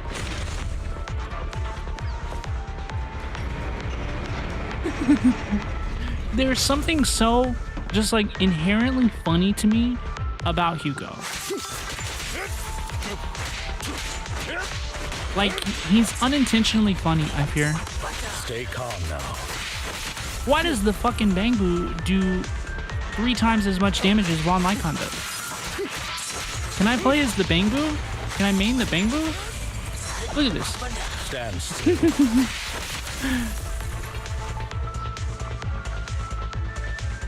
He's taking the opportunity to run off again. Lycaon, don't lose him. I will catch up to him. Let's hurry up and catch him. Let's go. Let's go. Let's go. Be the right way. Oh, wow. Not to worry, Master Proxy. We'll be able to catch up to him soon. Repair the console as you did before. This stuff has to go. It should be this way. Lycaon pauses momentarily. In the distance, a group of heavily armed figures emerge. Are they from the auction? No, they shouldn't be able to track Hugo here. They're likely just hollow raiders. Back then, Hugo would typically retreat into a hollow after securing the goods. And as his partner, I'd be responsible for leading the pursuers astray. I'm unsure if he has a partner now, or who they might be if he does. He must have a new partner. Well, Phantom Thieves usually have partners, right? He must have recruited a new one. True. That could make 2 purple things people trickier, at the auction? as he may have passed the core to his partner. Regardless, Master Proxy, let's steer clear of those hollow raiders for now. Although I'm confident in my ability to defeat them, the clash here might delay us and jeopardize your safety. Our main focus now is locating Hugo and retrieving the gem.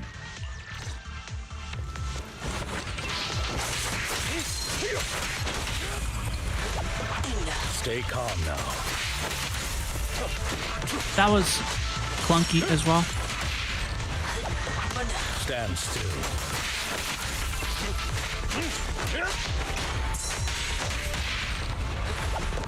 Stay calm now. He should be nearby.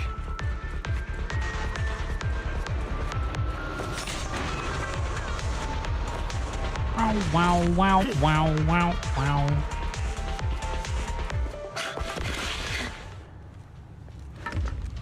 He's behind us. Belle, he's behind you. Ha, get reflected, nerd. Long time no see, traitor.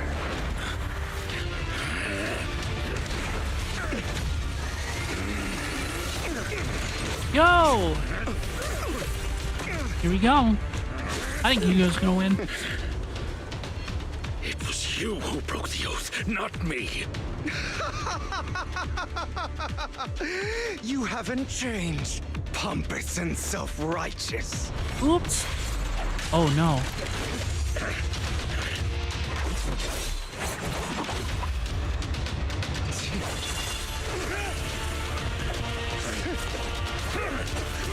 Dude.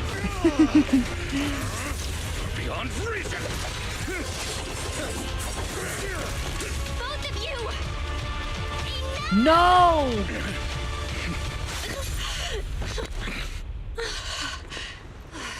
Master Proxy. Aw, nobody wanted to hurt Belle. That's kind of cute. Are you all right, Master Proxy? Any injuries? That's cute. We love Belle. I forgot how tall I was. I'm fine. I just forgot I wasn't Eos. I thought your attacks would just go over my head. I'm not used to being this tall, I guess. Rest assured, manager. My blade has always been steady. I'll never point my weapon at my allies, especially not you. As for that oaf, he has no sense of control in the heat of battle, even turning on his own comrades. I'd thank you not to spread lies. What? Are you denying it? I merely spoke the truth, didn't I? At that moment, the Hollow Raiders you encountered earlier close in on you.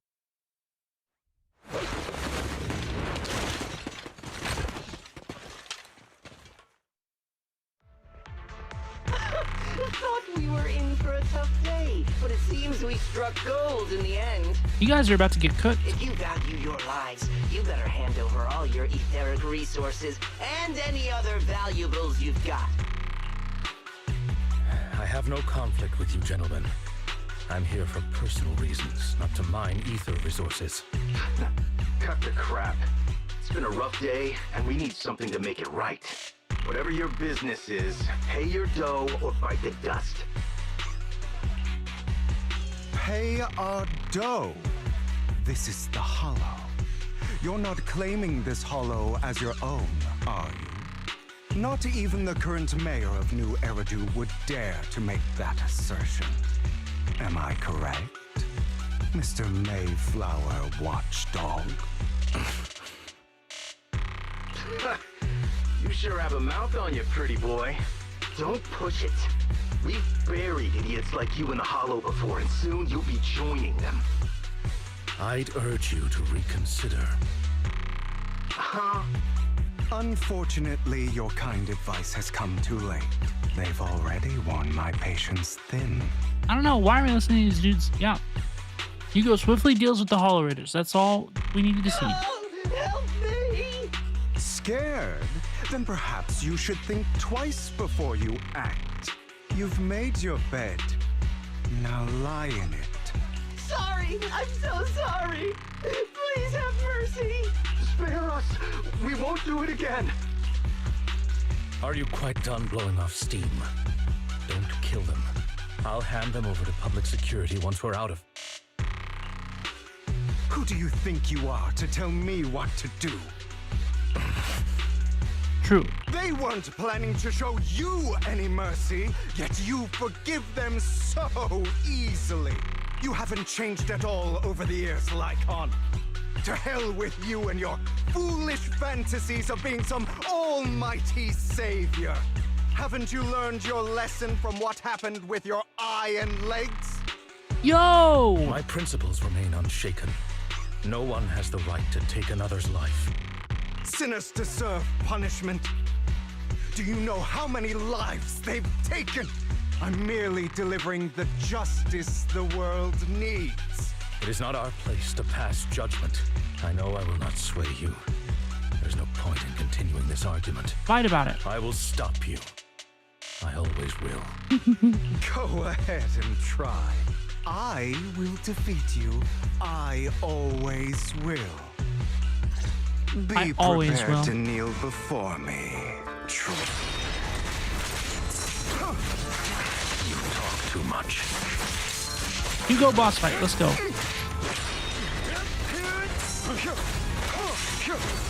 Whoa! Oh, whoa! Whoa! Whoa! Whoa! Whoa!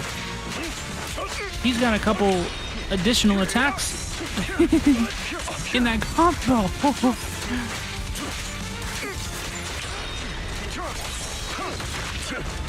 He's hit me.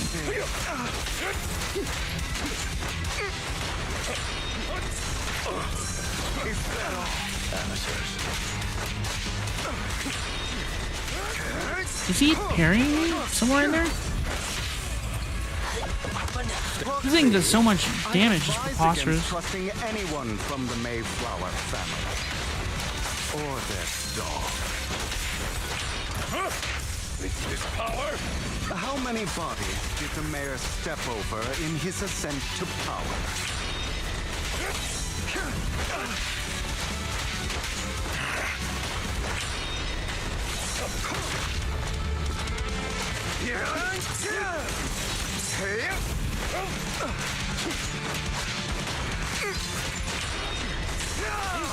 Really?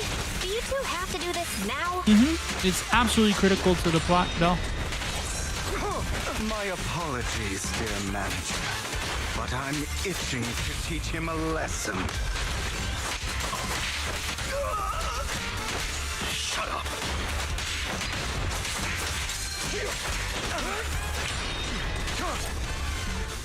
Did I win?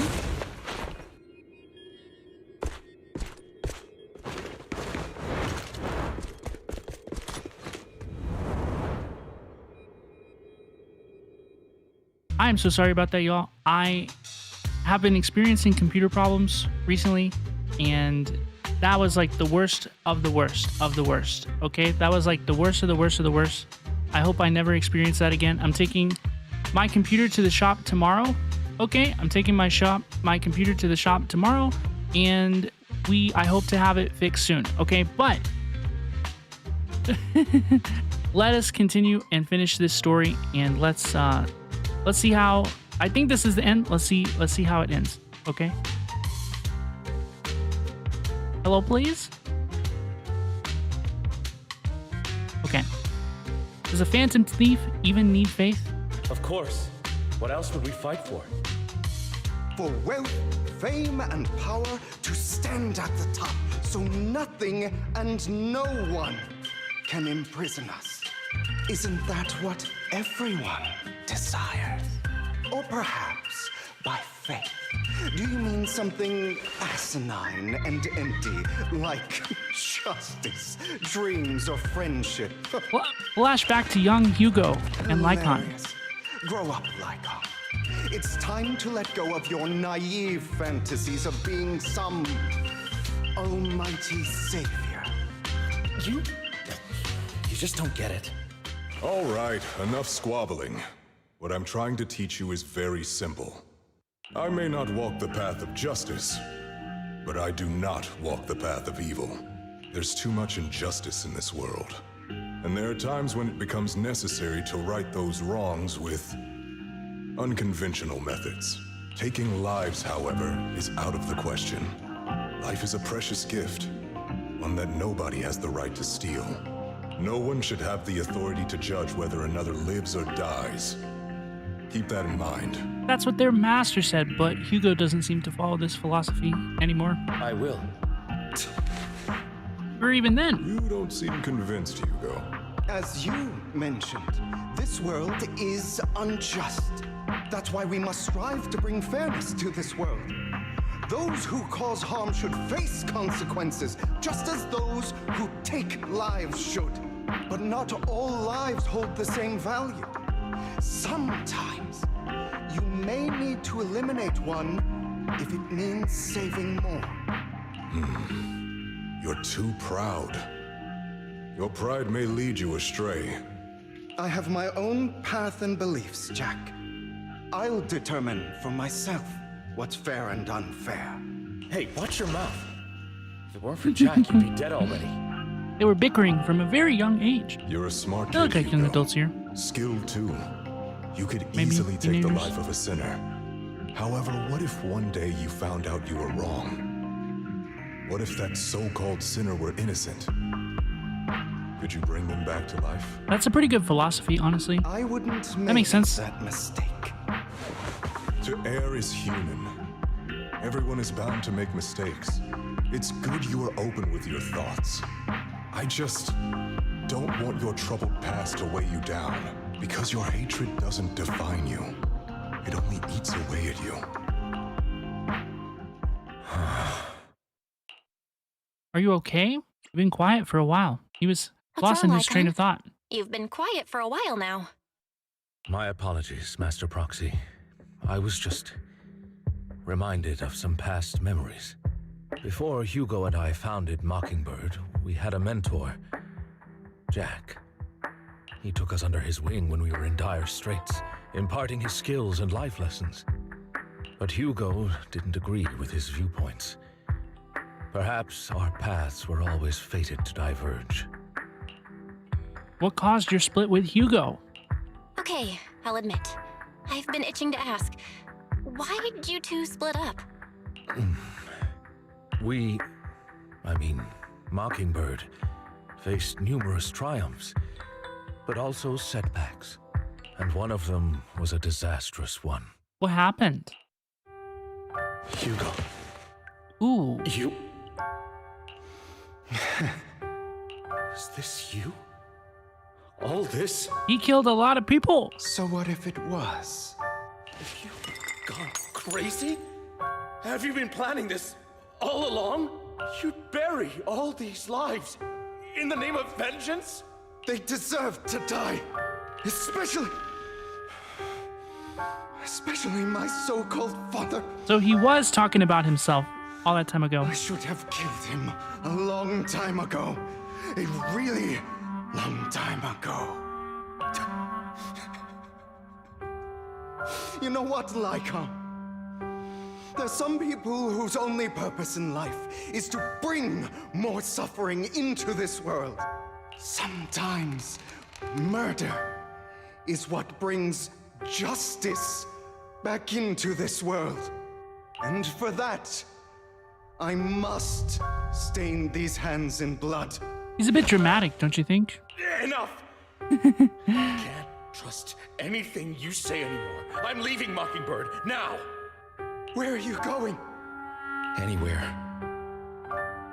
Someone from the Mayflowers got in touch with me before. Are you mad? You know what those hypocrites in city administration are like. They're no different from tops. We fought them together all this time, and now you're leaving to serve as their lapdog. Are you going to turn your back on Mockingbird? Turn your back on me? Yeah, you're a murderous fool. The mayor is different from the others. But it doesn't matter. I'm not going to even try convincing you. As your friend, I'll give you one last piece of advice. Please, stop here. Otherwise, the day will come where your hatred and ambition will consume you. That day's today. Lots of days. My apologies, Master Proxy, that you had to hear such an unpleasant tale. It's okay. Hugo came from a powerful family, and his relationship with them was always strained, especially with his own father. So much so that Hugo wanted to personally put an end to him.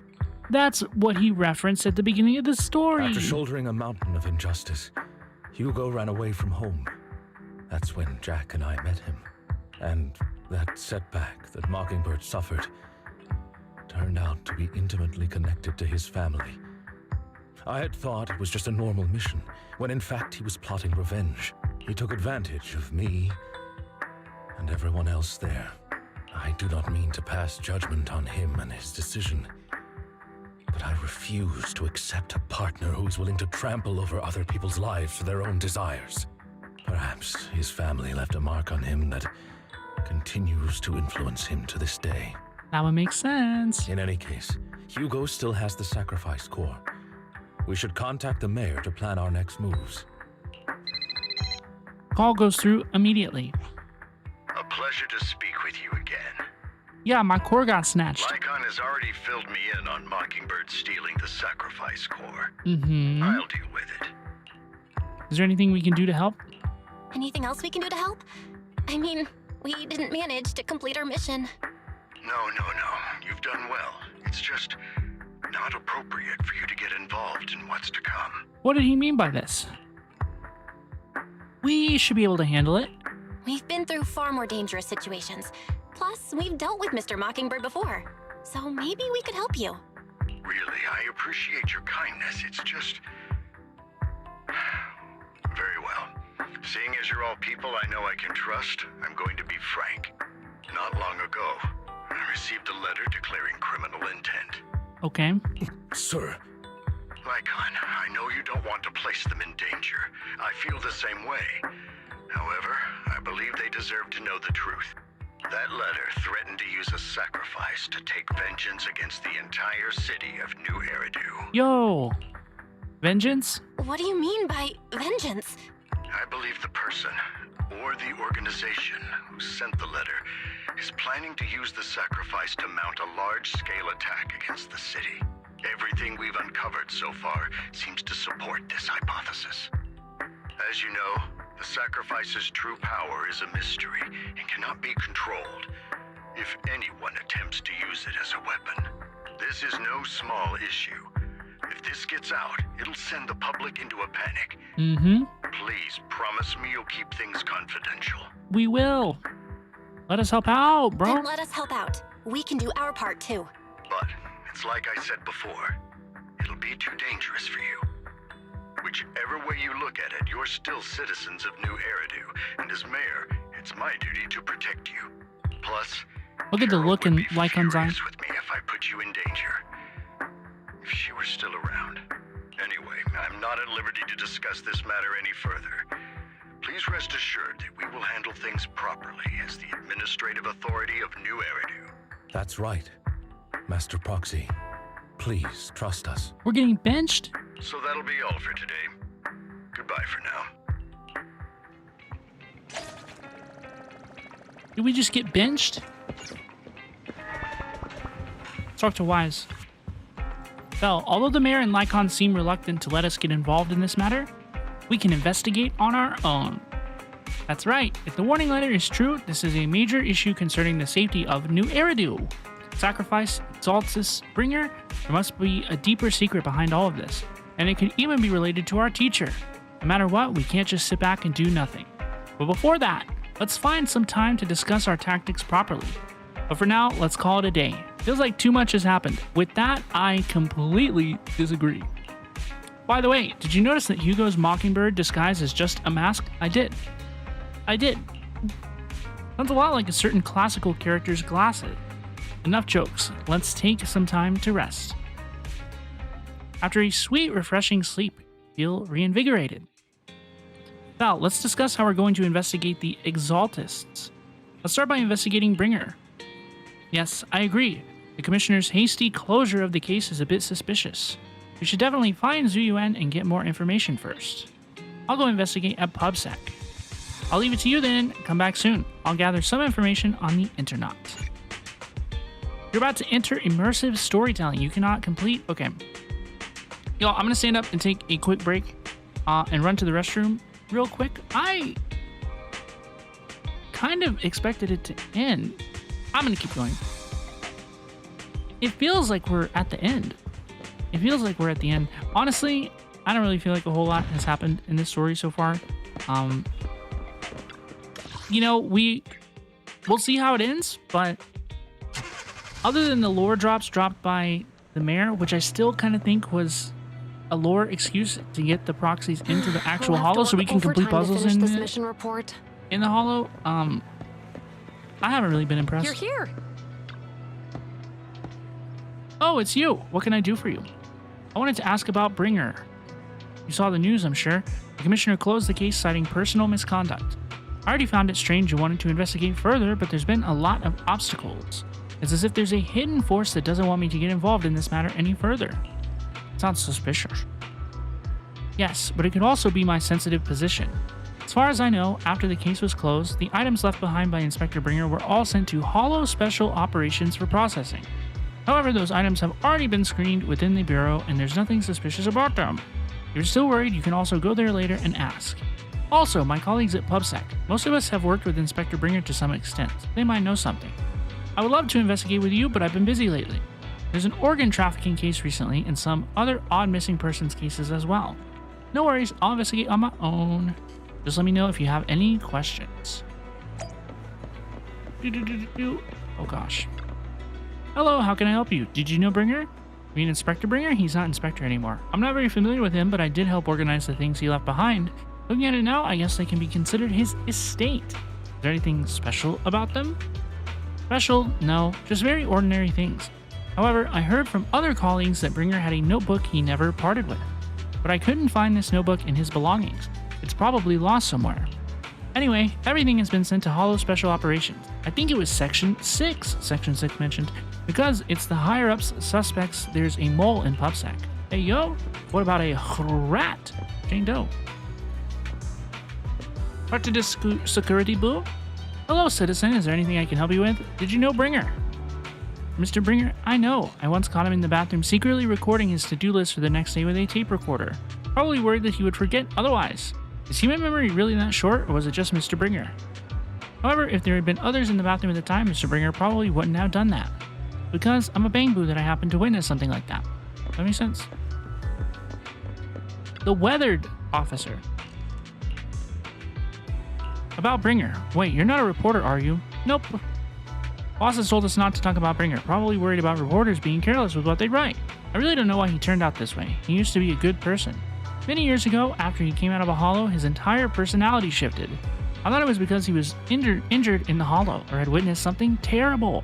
But that operation was very successful. He rescued many citizens from the hollow and emerged completely unscathed. How strange. Do you have any other information? I remember now, it seems like Bringer's had memory issues for a long time, always forgetting stuff. Back then, we even suggested he keep a diary or something, though I'm not sure if he ever listened to that. I don't know anything more than that. After inquiring around, you gather a lot of information about Bringer. You share this information with Zuyuan and agree to meet at the Hollow Special Operations. I'll head to HSO now. Let's go. Let's go. Bow, bow. Get in the car.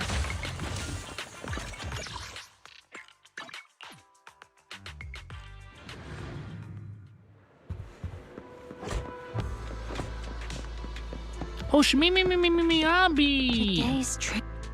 You're here. The UN has already told me about the current situation. We've already found all of Bringer's belongings. Nothing unusual so far. I heard he had some tape recording. There are indeed a few tapes. They're all here. Our colleagues have already listened to these tapes. They're just routine meeting minutes and similar recordings. Nothing out of the ordinary. After carefully inspecting the tapes, you find one that feels different from the rest. Feels a bit heavier? Do you feel the need to play these tapes again? There shouldn't be any need for that. These recordings have already been reviewed by both Hollow Special Operations and PubSec, so there shouldn't be any issues. There's one that's heavier than the others. Indeed, the weight of this tape is different from the others. Let's take a closer look.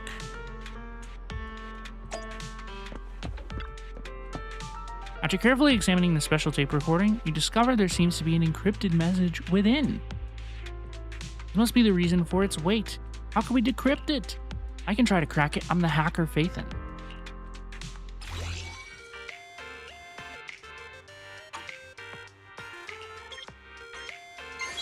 Minigames!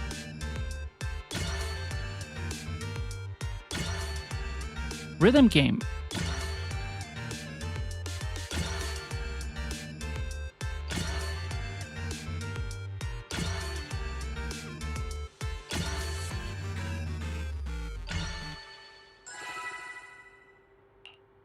Okay. You did it, as expected. Looks like there's new content that can be played on the tape now. Zuyuan, are you nervous? I don't know, but I have a bad feeling about this. We put so much effort into hiding it. There might really be an answer inside. Let's listen to it now. I have to face the truth. All right, let's get started. The cassette that Bringer left behind starts playing. I'm probably not getting out of this hollow, but at least this tape recorder still works. Let's say these are my last words. I gave away my anti-corruption equipment to save those civilians, so I'm not in good shape. Unfortunately, we came up against a horde of ethereals right after that. I rushed over to fight them off and tried to save the civilians, but in the thick of all the fighting, I turned back and realized that I was somehow alone. Nobody was behind me. Luckily, I managed to defeat the ethereals, but the wounds and corruption I sustained instinct in doing so should be fatal. But he did survive this encounter, right? This wasn't the one that he kerplowed on? I don't mean to cast the blame at all. At the end of 1.4? Any of my colleagues ever pick up this cassette, I hope that nobody is ever held accountable. It's just human nature. It's normal. I just... Right, am I? I just have a few regrets. Oh, what's that over there? You hear a long, raspy, and creepy noise. I've seen a miracle. Yes, that thing is right. So long as humanity is in constant conflict against the Hollows, we'll never be able to grasp true power. Only by embracing everything. It's the only way. Only by embracing this power can everyone survive. So the thing that made the weird noise showed him the way. Oh, Creator! The creator. Please, grant me this! Room is left in complete silence as the cassette finishes playing. Zuyuan in particular looks crestfallen. Are you okay, Zuyuan? Look at Belle's sad face. Are you okay, Jiyuan? Don't be so sad. Thanks. I'm okay. It's just... Even though we had our suspicions, now that everything is out in the open, I can't help but feel a little... Well, at least now I know the reason why he changed. What did Bringer see during the recording? Whatever it was, he called it a miracle. I saw the mission report from that incident. Bringer emerged from the Hollow unscathed, completely free from injury or corruption. Plus, I remember him rescuing a few civilians and walking out of the Hollow together with them. But if that's the case, then it's at odds with the audio we heard. Which one is the true version of events? It's possible that both are true. Like if Bringer actually met a real god that completely healed his body and helped him save the others. I did not expect Harumasa to have voice lines in this. That's why his mood changed so much. Why he started believing the Exaltists. Because he witnessed a miracle. Dog, y'all, we need to see a miracle That soon. sounds like a reasonable speculation at this point. But it still exceeds the limits of what we know. We're talking about people and events that we wrapped a bow on and stopped caring about like 2 updates ago. In any case, it's a clue that ultimately points to the Exaltists. I'll keep pulling this thread and see where it leads. I never expected the investigation to lead to this. What exactly are the Exaltists plotting? Time to head back to the video store and rest for a bit as we think about the next steps. Let's go. Let's rest. Let's take a nini. Take a honk shmee. Leave.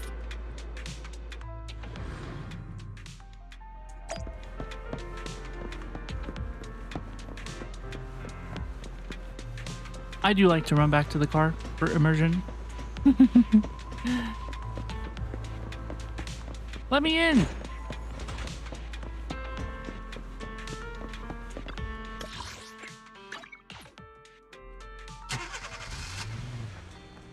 Vivian! Vivian in the store. For quite some time. Pretty We meet Vivian. Again, Master Proxy.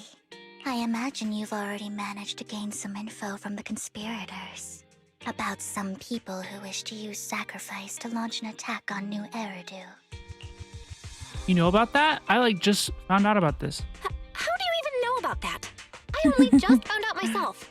Because I've been watching you this entire time. She loves me. I know many things.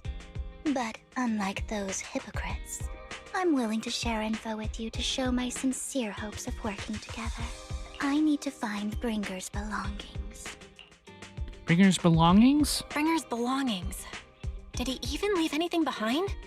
Oh, he did. I have complete confidence in my intelligence network. All the more reason for you to work with me. You've probably already guessed, but what Bringer left behind will be crucial for cracking the alleged sacrifice attack. Find it, and we'll finally know what they are after. What do you mean by they? Who do you mean by they? Who? The Exaltists, of course. They're always lurking whenever something related to sacrifice comes up.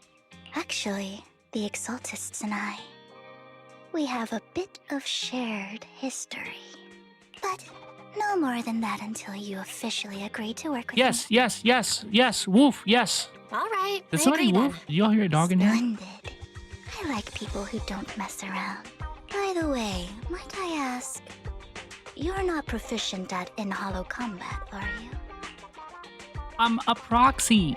Well, that's not really what proxies do. As I expected. Not to worry. You're an invaluable proxy. All I require is for you to guide me. I mean, not even my darling Lord Phaethon can fight in the hollows. So I thought she knew that we were Phaethon. What did you just say? Hang on. What did you just say? Your darling Lord Phaethon? I thought she said in the private room that she knew we were Phaethon. That's right. The best proxy in all of New Eridu. Huh? Lord Phaethon. I thought that she knew us. Don't tell me you don't like him. Him? I'm Phaethon. You're probably not going to believe this, but I'm actually Phaethon. You're an outstanding proxy, that's true. But Lord Phaethon's a cut above. No one could ever replace Lord Phaethon. I love telling beautiful girls things that they want to hear. But I know how you feel. You're actually one of Lord Phaethon's fans too, aren't you? So he's your biggest role model in life and you hope to become just like him, right? I'm not a fan of Phaethon. I literally am Phaethon. How should I put this? I'm not really a fan of Phaethon. I'm literally Phaethon. I get it. You're ashamed. Because you love him so much. I went through a phase like that once. But it's okay to be brave and admit your love. Relax. I'm with you as you make your journey, fellow fan. After inexplicably joining Vivian's informal fan club, I'm so sorry. My. Once I start talking about Lord Phaethon, I just can't help myself. She's so cute. Look at the time. I suppose that's all for today then. I'll be in touch with more news. I was so caught up in chatting with a fellow fan that I almost forgot why I'm here. I found out where the remainder of Bringer's belongings ended up. They should be hidden in a hollow in the outer ring. I'll need to make some preparations. Let's meet up in Blazewood later. Don't worry, I'll protect you, Proxy. I won't let you get hurt. How did you know we were Proxy? So she knows we're Proxies, but not that we're Phaethon? Because I gathered that information from my intelligence network, of course. I may look this way, but I've done a pretty impressive job. I know many secrets. What's the deal with you and the Exaltists? I must foil the Exaltist schemes. Whatever they're planning, I'll stop them. This time, I absolutely cannot. Look, just think of it as my personal beef with the Exaltists. Whatever the case, we're on the same side here. It's getting late. I need to go back and make some preparations. I'll see you in Blazewood. Are we really going to Blazewood? Vivian leaves in a hurry. She seems rather reluctant to discuss her relationship with the Exaltists in detail. I would too. Belle, are you sure you want to head straight into Hollow? Maybe we can use the old method and connect to Eos instead? That would be the safer option. If we connect to Eos, Vivian might recognize us. She's our fan. Let's just go in. It's gonna be fine. It's gonna be chill. Wise is worried about it. Vivian will protect me. She loves me. I'll get back up for you immediately. Let's take a break for now and wait for Vivian to contact him. After some time, a message from Vivian arrives. Time to head back to Blazewood and meet her. Yo, let's go. Let's go. Let's go. I love Blazewood. I love Vivian. I think this is gonna be cool. Trigger? Wait, that's Ambi. What the heck? Ambi and Trigger, what are y'all doing here? Say Ambi mentioned? Proxy, you're here too. I didn't expect to run into you here. What are you two doing here? What are you two doing here? And is that a new look I see, Ambi? I'm here to investigate that incident. You recall the incident you experienced with Ambi and Trigger. I did not. Did I? The relevant details have been recorded as tapes and logged in the video archive. You should go and refresh your memories with them. Weird. Weird. Weird that the main story takes place after the agent story, but we still run into them in the main story. Weird. I've recently dug up some clues about the person behind the operation, but my key contact is ultra cautious and keeps demanding me to prove my identity. So, to gain her trust, I decided to meet her dressed like this. Now that everything is completely finished, this uniform doesn't really represent anything in particular. For me, it's just another outfit now. We all have to move on someday. I'm helping her. I want to make sure whoever's behind all this is caught. Ah, and who's this young lady? Vivian! She's my friend. Her name's Vivian. She's my friend. We're here investigating a few things ourselves. She's an upcoming gacha character. Ambi, one of the Cunning Hair's most powerful members. And Trigger, an Opal Squad sniper. It's an honor to make your acquaintance. You know us? Looks like someone's done our homework. Is it because of the proxy? You two are practically celebrities. And because of my work, I've got loads of info when it comes to anyone with a name around New Eridu. I see. Seems you're handling your work well. Let's prepare to enter the Hollow. Unless you have any further questions, we'll be taking our leave now. You're going into a hollow? Proxy, you plan on going in like that? Yeah, it's fine. Yeah, that's right. Yeah, that's right. I've recovered quite a bit lately, so I don't need any protective equipment in the hollows. You shoot a wink at Ambi and Trigger, who both notice your signal and don't ask any more questions. Right at that moment, a familiar-looking lady appears. Huh. Aren't you that lady from before at the auction? Hello. I didn't expect to see you again, young lady. Whoa, what? Why is she crying? Vivian, are you okay, girlie? Shortest cutscene of all time. Vivian, are you alright? You look depressed. She sure does. Are you okay, Vivian? What's wrong, Vivian? Are you feeling okay? It's nothing. I just drifted off for a moment there. That happens to me sometimes. So then, what are you doing here? Don't worry. I'm not here to scam you. I'm waiting to meet someone. Don't tell me. You're my contact for intel? That's me. Ambi from Silver Squad, I presume? Pleasure to meet you. All right. I'm going to exchange some information with Miss Ambi here. So if you'll excuse me. Sienna steps to the side with Ambi as they discuss something. Meanwhile, you look at Vivian with some concern. You aren't looking so good. You're not looking so good. Everything okay? I can tell you later, but not right now. Okay, that's all the information I got for you. In return, I want you to do something for me. Take me into the Hollow. I left something very valuable inside. I have to find it. Seeing as we were just about to go in ourselves, why not join us? It's fine by me. But didn't you say you were investigating something? It's fine. There's no rush. Right, Master Proxy. There's no rush. Huh? Yeah. There really is no rush.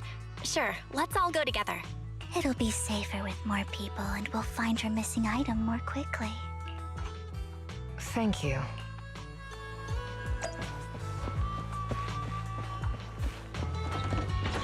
Lever boo! Can you imagine being this guy and only existing to pull the lever? It's crazy. I mean, he might do things other than that too, but I have no evidence of that. Roxy, do you believe in fate? I do. I've always thought that a predetermined fate is a very sad thing. Roxy, I actually... No, it's nothing. Let's hurry and head into the Hollow. Let's go.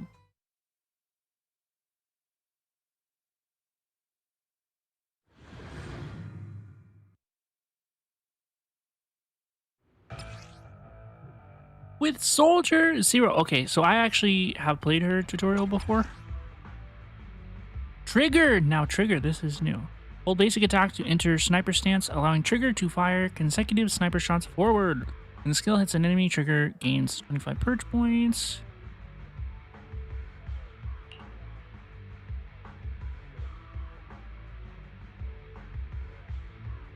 Okay, so this is gonna sound weird coming out of my mouth, right? I recognize that this is strange. What is it that you all plan to do here? But she's like S rank Pultra. Leave it to me, I understand Pultra. I understand how Pultra works. Something extreme and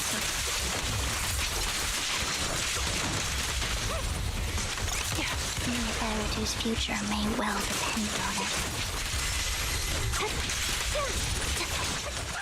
Ether vision activate.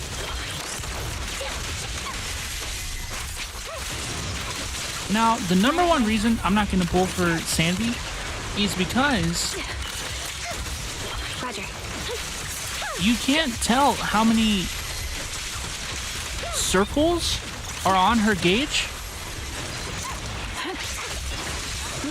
unless, what, am I going to have to disable damage numbers or something? Like, you can't tell how many circles she has put on her opponent. I'm on it. Like, you can't tell.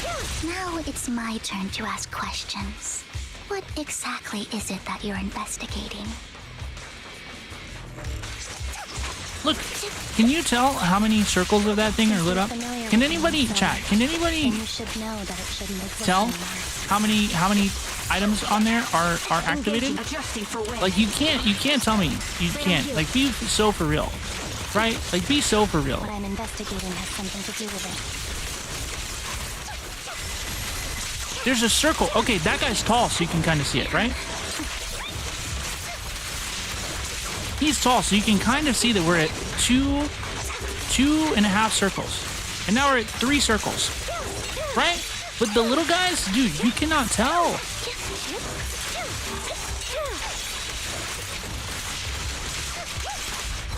He won't back down.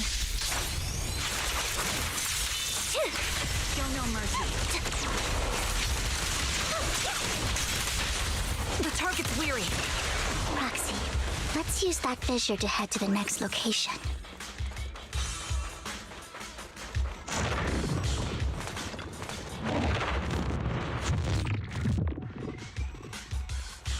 This is the place. So, what is it that you're looking for? A ring. I was excavating ether here before and accidentally lost it somewhere. Please, could you all help me find it? It has to be somewhere among all this stuff here.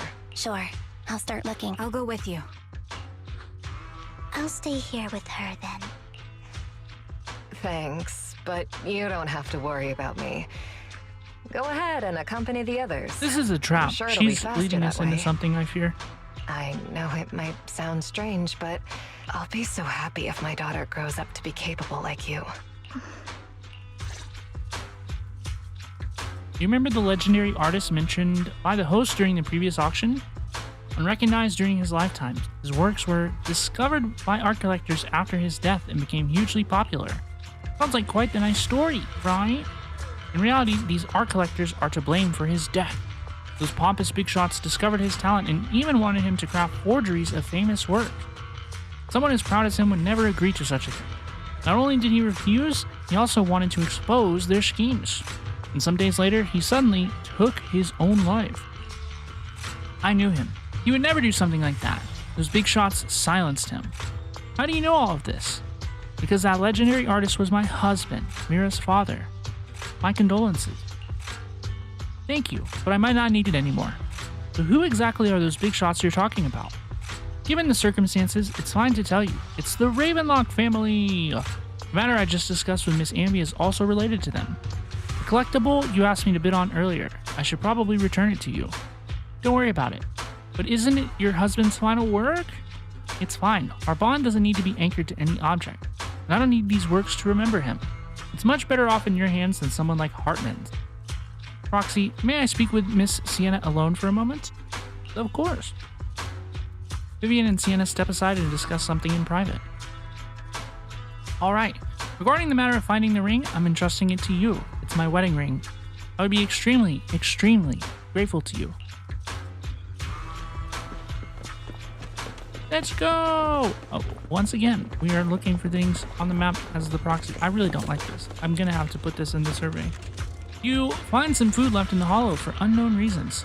Clearly, there's no sign of the ring that Sienna is looking for among those items. Proxy, if you're hungry, I bought some food with me. Do I really look like I want to eat those leftovers? You actually do, just a little bit. She can tease me. She can tease me. There's leftover food here. Okay. I don't want to imagine what's inside the bag.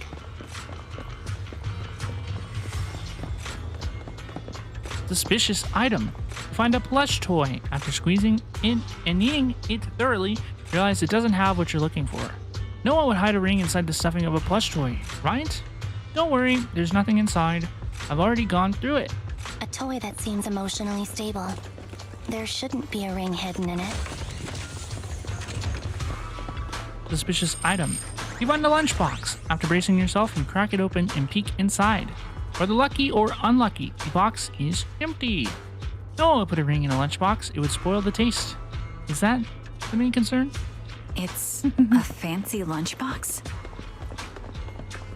I wonder if its owner is safe and sound. You find some scattered oil barrels. After carefully searching, you find nothing resembling the ring inside them. Does Sienna actually want to find this so-called ring? What do you mean? She said she's looking for the wedding ring, but she also says she doesn't need any objects to remember her husband. We've been searching here for so long and found nothing at all. Maybe the ring never existed in the first place. It was just an excuse. This feels like a trap. Let's go back. Vivian, I'm with you, girl.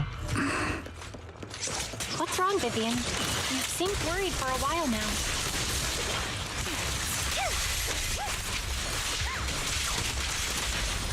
I'm worried about Sienna. Her location should still be Dude, I need Trigger so badly. I hate playing stun characters. And if I have Trigger on my account, then I don't have that problem anymore. Dude, she's so necessary.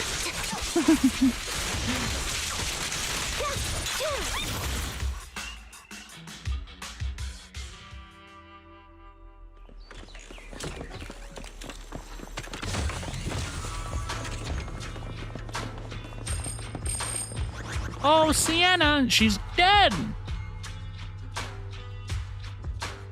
By the time you return, you discover Sienna with her eyes closed peacefully. Her vital signs are gone. She's dead. What happened? I guess this was her final scam. Shortly before. There's one thing I must remind you. Your time is running out. I'm not sure how you can tell, but you're right. I'm going to die in here. That's my plan. I'm very sick and don't have much longer. If I try to get treatment, it'll just be a burden on my daughter. So I scam my way through a bunch of physical exams and managed to take out a hollow corruption policy through Ravenlock Insurance. Yo! Once some time has passed, could you please take my corrupted body out of the hollow? That will secure a generous compensation package for my daughter. That's so sad, and what a good mom. It's only what the Ravenlocks owe me. A pity, yes. But it's the only way I can squeeze it out of them. What makes you think that will help you? I just trust you will. I'm just awfully sorry you had to get involved in this. But it's something I must do. I have to leave something behind for my girl. I have to give her a chance at life. If it's okay, could you also please pass a message to Mira for me? Tell her, don't worry. Even if Mommy's body is corrupted, withers away, and turns to dust, my love for you will always be there. I don't know if we should tell a child that, to be honest. You're a good kid. After saying this, Vivian falls silent for a moment. She was betting that we'd help her. So, you were aware of this the whole time? Yes. Because I saw it. She saw the death in advance? Vivian falls silent for a moment as if recalling the memory of back when she shed tears in front of Sienna. You might not believe me, but I've had this ability to see the future since I was a little girl. I believe you. But the things I see are always something bad. Plagues, deaths, disasters. What's with Hoyoverse and purple women with a connection to death recently? Anybody else notice that? That's all I've ever been able to see. It's all that kid's fault! She's seriously jinxed. I always try to avoid her. Otherwise, she'll say something rotten that ends up coming true again. Prophecies, she says. Like she's not the one bringing the bad luck upon us. It wasn't me. I didn't do anything. Sorry. I'm sorry. What good is saying you're sorry? Things like this keep happening every time you open your mouth. That's enough to traumatize a kid. How unlucky. She shouldn't be here. Nobody wants her around. If only she would just disappear. I just wanted to warn you all. I'm sorry. After recounting the stories of her past, Vivian stays silent for a long time, struggling to break free from the shackles of those dark memories. Every time it's the same. So this patch has a big theme of this patch, this story, is reconciling with your traumas and the troubles you've experienced in your past, and all the different characters seem to be experiencing this. You know, we have Sanby, we have Vivian, Hugo, and Lycaon, their past backstory together and stuff. So, interesting. In the end, there's nothing I can change. Sometimes I even wonder whether it's me predicting these things, or if my very existence is manifesting these calamities. It's not your fault. Vivian, it's not your fault. You were just trying to be kind and warn them about impending disasters. I can tell it's never been easy for you. Thank you. No matter what. I just hope she finally gets to rest in peace. I hope no misfortune, whether I foresee it or not, ever happens to anyone. So, Miss Vivian, do you always cry when you have a prophecy? Yes, every time a prophecy appears, I can't help but shed tears. I used to wonder if I could just hold back my tears, then maybe these bad things wouldn't happen. But I just can't do it. No matter how hard I try, I just can't. You're being too hard on yourself. Vivian falls silent for a moment, seemingly unwilling to continue the topic. Sienna said that the compensation from the Ravenlock family's hollow corruption insurance is enough to settle her daughter, Mira, for life. Though, it's hard to imagine the notoriously stingy Hartman engaging in a money-losing business. Maybe he wants to improve his reputation. I think so too. Actually, there have been rumors that the Ravenlock family had fallen out of favor with Tops for a while now. That's why they're becoming so desperate, afraid of being abandoned by the almighty Tops. Sienna is actually a skilled intelligence broker. She retired from the business a while ago. I see. No wonder she was able to gather classified information. She said she tried many ways, but everything was useless against the untouchable Ravenlock family. She still couldn't avenge her lover. But I believe everything she did was meaningful. The same goes for you, Miss Vivian. Everyone, it seems that there are ethereals nearby. It's not safe to linger. Let's keep moving forward. Let's get out of here. Proxy, do you believe that the future can be changed? In my memories, this has happened countless times already.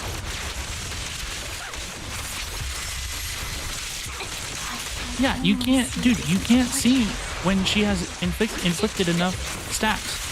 You, like, literally can't tell. The damage numbers are right on the right. They cover the menu. Look, they cover the circle. You can't tell. Like, you can't tell.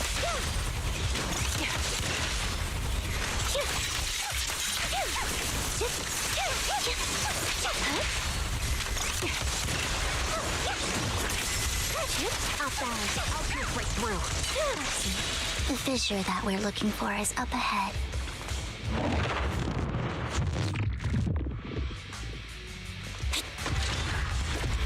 Leave it to me, Anby. Ether vision activate. Target locked. A sound strategy. Supporting position. I mean, is the idea, and I know that the answer to my question is yes, but the idea is that you just let it charge up until you see it make the golden glow. I know, I have a feeling that that's the idea, right? But Recalibrating. This bullet will reach its mark. Got you covered. Here.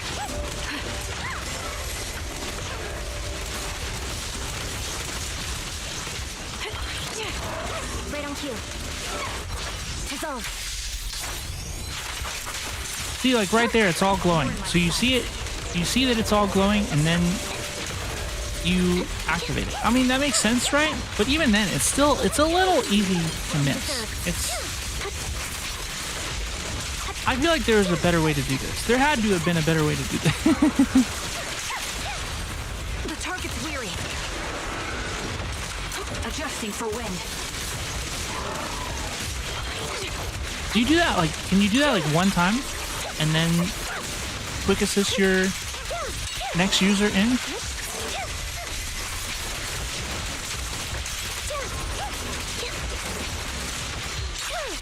Honestly, God bless Trigger. She will come home on my account no matter the cost. So I can play Anomaly Zone Zero with a stun user who's off the field. I can do stun damage from off the field. I think it's about time. We should take that lady out of the hollow. You guys go on. Thank you.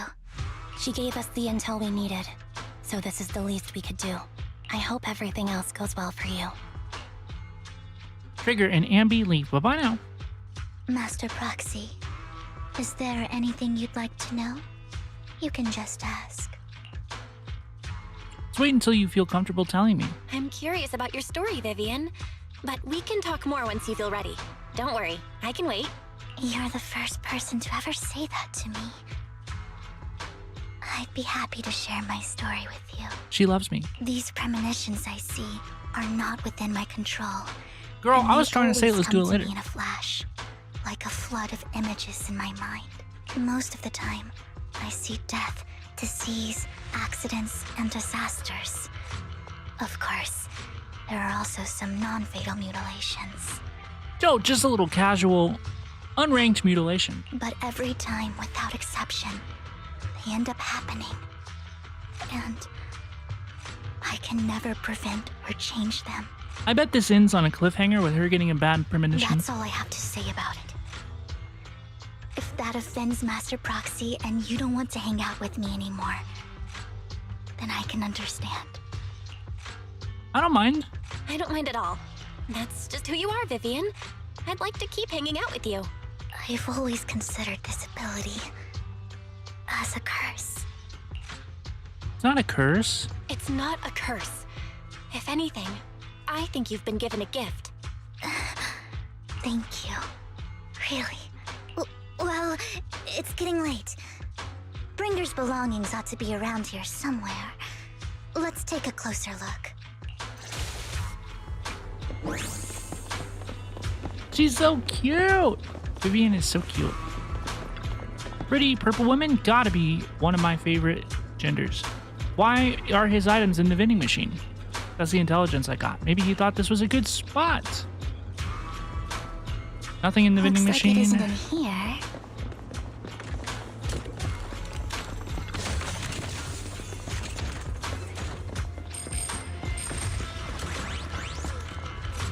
There must be other vending machines nearby. Multiple vending machines.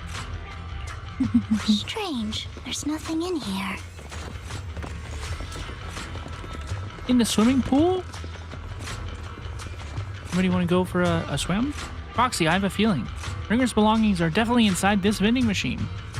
Is this your prophecy? I'm teasing you. Let's search it thoroughly. We find nothing. But just as we are about to give up, you kick the vending machine by accident. Where a drink would normally roll out, a worn-out notebook appears instead. Wow, Master Proxy, so this is how it's done. You're leagues ahead of professional intelligence brokers. Hugo! Oh, bro, you know what? Did she play us to get the intelligence out? I know she's Mockingbird with Hugo. This notebook is what Bringer left behind. Right. But I don't know what these markings on it mean. You and Vivian flip through Bringer's notebook together, ignoring the surrounding danger for some time, until the shriek of an ethereal suddenly rings out nearby. However, a moment later, a strange yet familiar figure materializes to block the ethereal, disposing of it with ease. Hugo mentioned. Well, hello, Master Proxy. It's been a while. Oh, don't give me that scandalized look. I did just save your lives. I would have protected the proxy even if you hadn't appeared. I'm sure of it, but I happen to be in the area.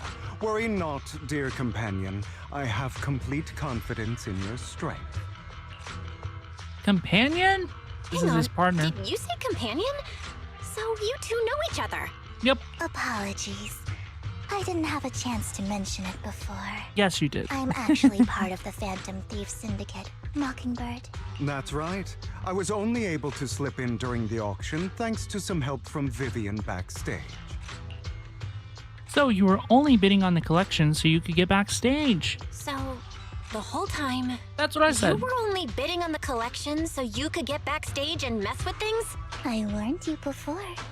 You can't rely on appearances. Don't worry, Master Proxy. We don't have any ulterior motives here.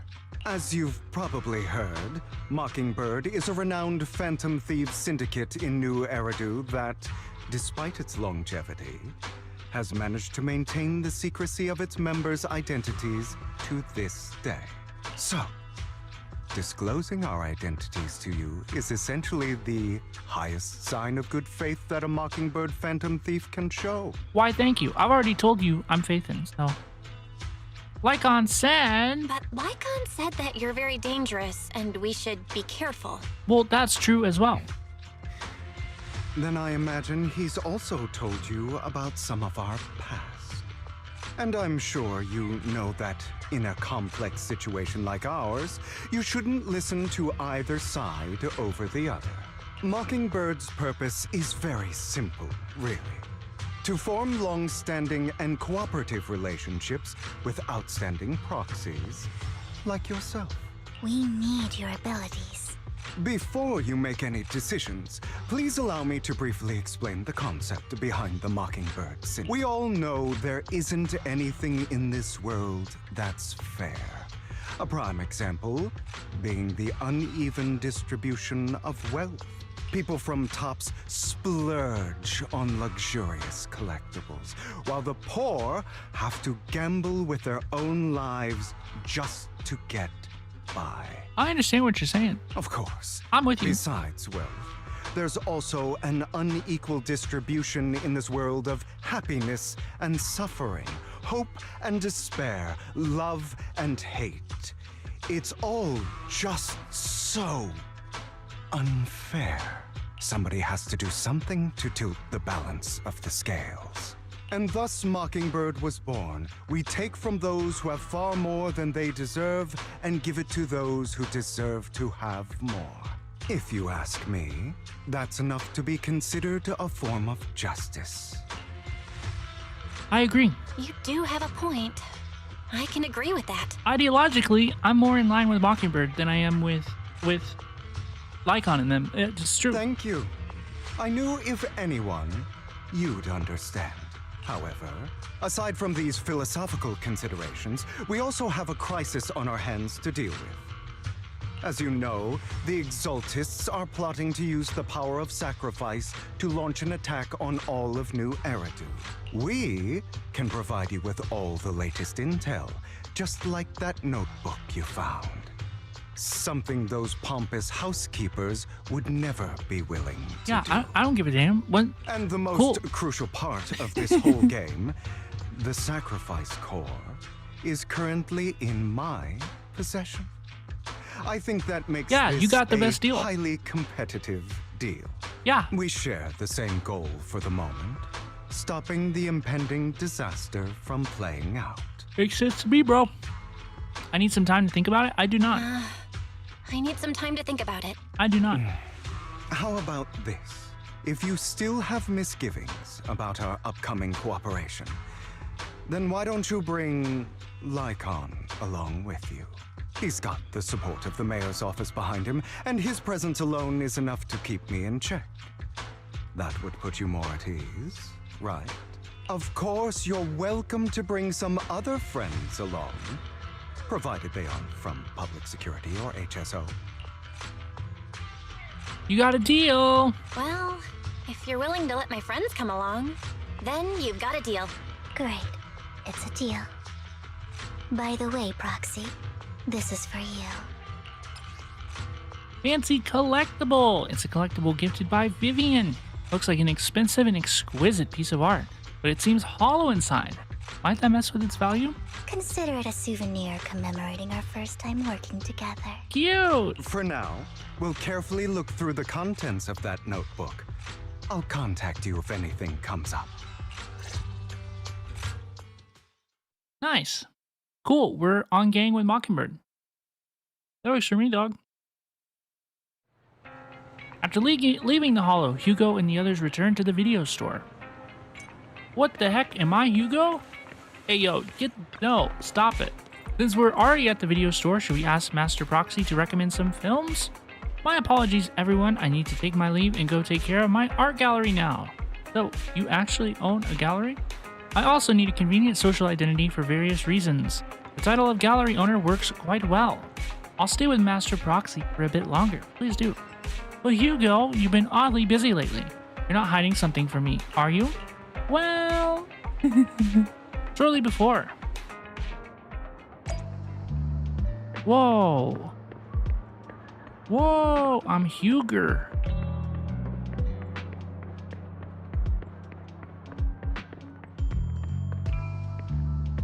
Oops. Well, if it isn't our dear collector, Mr. Hugo. Long time no see. I assume you finished the task I've asked you to do, yes? Done as promised. I've already found buyers for the goods you gave me. No shortage of big names among them. Of course, I've also recommended your gallery to them as instructed, and spread the word about it in the circle. But getting rid of all this exquisite stuff so suddenly, you're not in trouble, are you? If you have funding issues, I'm also your guy. I got friends who offer loan service.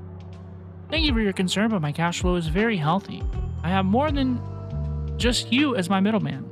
In essence, I'm looking to boost my gallery's reputation in the scene. Is this an event?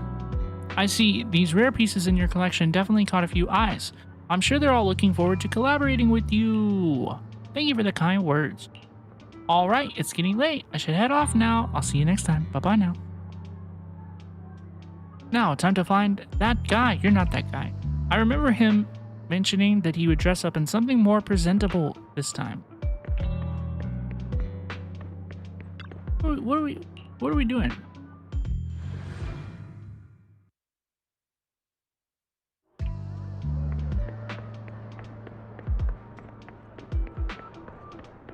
It's him. When the musician's third string breaks, the gatekeeper whispers to me, in which hand hides the coin for the underworld ferryman.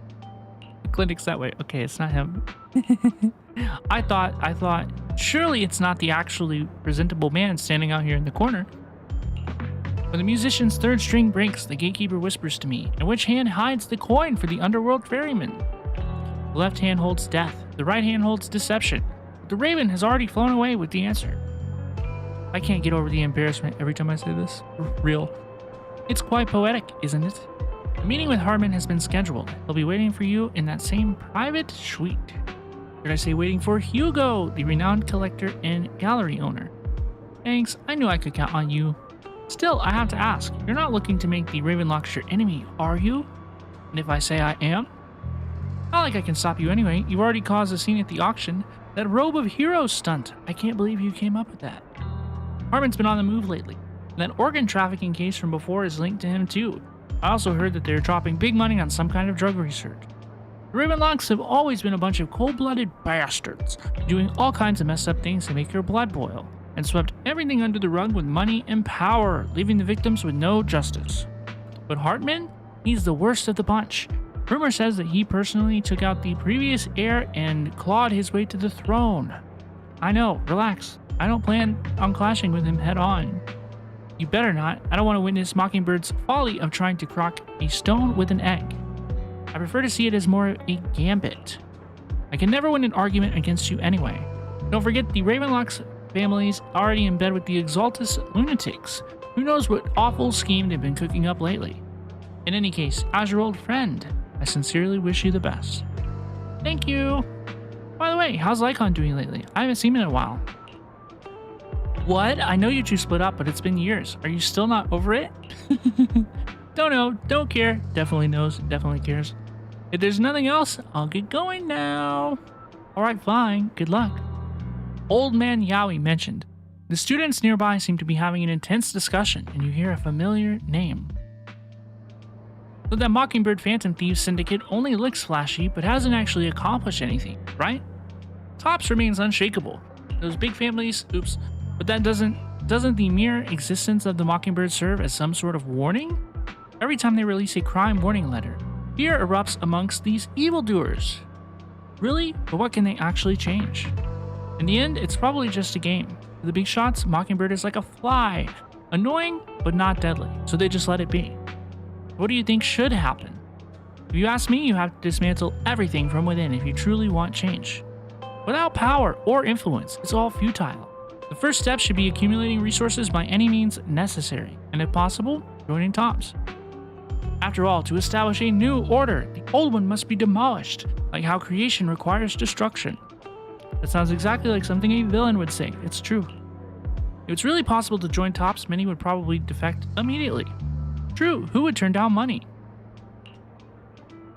It's almost time for the meeting with Hartman. Time to go.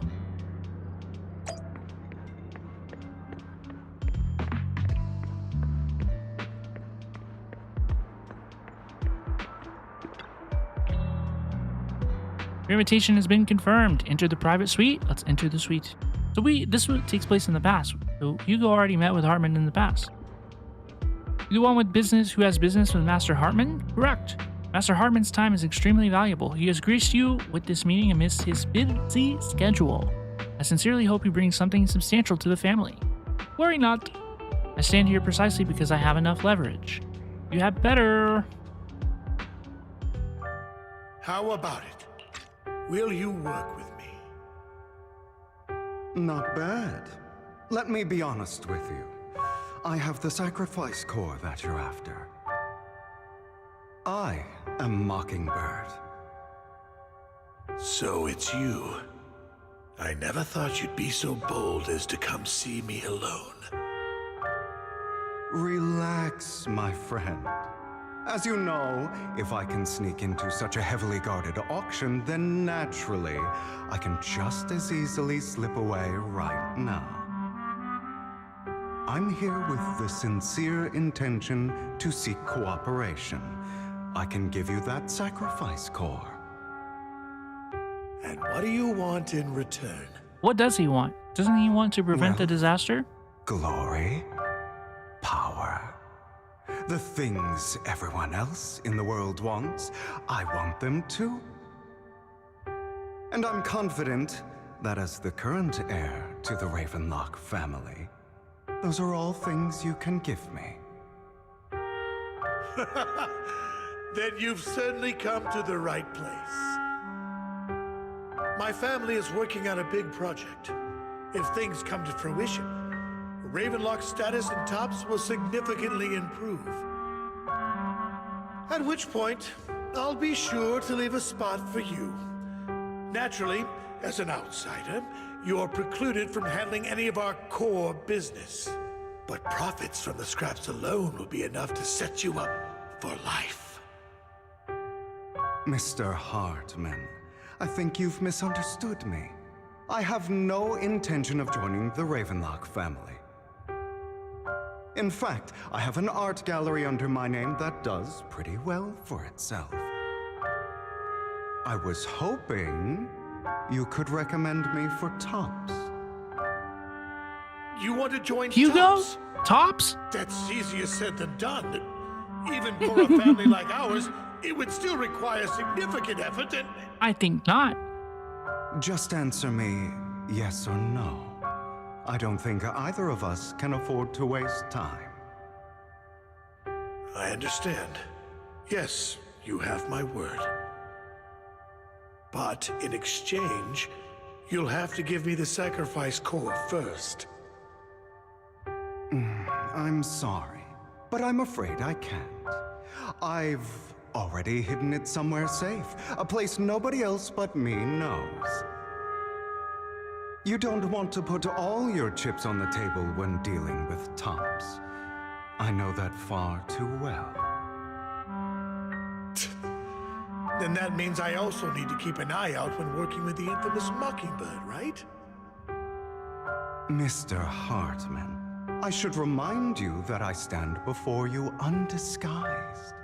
Coming from a phantom thief who's never publicly revealed his identity, shouldn't that be sufficient assurance? If I betray you, then you merely need to lift a finger to wipe me from the face of this world. You do make a valid point there. In that case, you have a deal. I appreciate your trust. Why don't we celebrate our new partnership with a toast? Hartman calls over the waiter and pours out 2 glasses of some expensive-looking deep crimson liquid. He lifts his glasses and nods to Hugo before draining it in one gulp. Hugo takes a gulp as well. Having a drink before undertaking anything important is a family tradition. It's good luck. As an outsider, it's a real honor. By the way, you aren't the only member of your organization, are you? Shouldn't all your companions agree to this deal first? You don't have to worry about that. I'll make sure she agrees. Otherwise, I'll get rid of her too. Oops. Seems you'll do whatever it takes to get things done. Great things lie ahead for someone like you. All right, let's leave it at that for today. I'll contact you about what to do next. That's him! Whoa! He's the one who killed Serena! She was the only one who was ever any good to him, right? That's how he repays her? That's why they say once a mongrel, always a mongrel. Just look into his eyes. Father! We have to punish him! Serena had been ranking ahead of him. Hugo must have poisoned her water so he could pass her. That's crazy work, Pure if true. Evil. Typical for an impure bloodline. He should have been kicked out ages ago. Hugo, did you do all this? Yes, it was me. I killed her. He admitted it! Father, he must be expelled. He has no right to live under the same roof as us. Why don't we reunite him with Serena then? Nobody would ever know. Hugo, well done. Well done. My children, how many times have I told you before? In this world, only the most ruthless, cruel, and unscrupulous of people ever make it to the top. Like Hugo here, who was willing to murder his only true loved one without a second thought. Only someone with the means and the gumption to do that is qualified. But I... It's all over now, and the results are obvious. The winner of this month's assessment is Hugo. As for the rest of you, go to the usual place for the punishment you deserve. That's crazy work. Father! For this, I was #1. As I've told you before, there's only room for one winner in this family. You're still a loser, even if it's by the smallest margin. And there's no reason for a loser to exist. This is all for your own good. Do you understand? Go on now. Receive your punishment for the sake of the family. Yes, I understand. I'm sorry.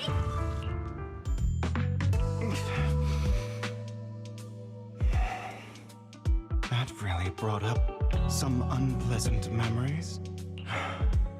It won't be long. Soon, it'll all be over. Are we complete with the flashback? On the other side, after Hugo leaves. Roxy, you look like you have something to say. About that chosen one thing, what did you mean by that? Well, truth is, we've always wanted the chance to work with you. Hugo said you were the best proxy he's ever met. The chosen proxy. In other words, chosen one. Fine, I believe you. By the way, aren't you free now? You're not busy. Would you mind taking a walk outside with me? Anywhere is fine. Girl, let's go. Let's go to Luminous Square. Thank you for escorting me here, Proxy. I'm gonna walk right in the middle of the road. The pedestrians have the right of way. Quite eventful. You're a child that only brings misfortune. Dude, something's gonna happen. She said, People take a have walk been with me saying that outside. about me Anywhere for a is long fine. time. This is sus. I used to feel hurt and resentful. Why This do is I kinda only sus. predict suffering? She hasn't predicted anything so far, as I If can I could tell. predict happy things, joyful things, Right? This is would so people sus. like me a little more?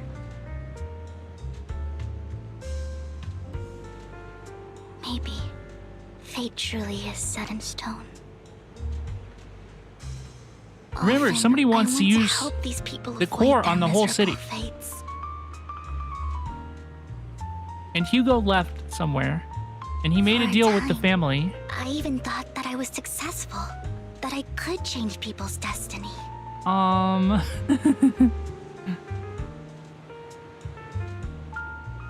But it was all an illusion. Bomb? In the end, Shut I up. couldn't do anything at all.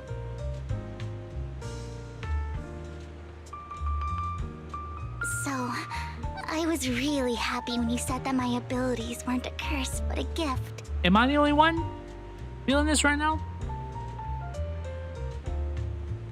Thank you, Proxy.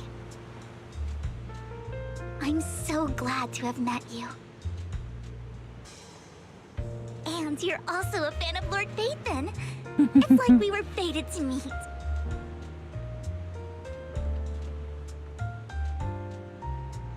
I don't know why, but I feel completely at ease when I'm by your side. I feel like I'm free from judgment.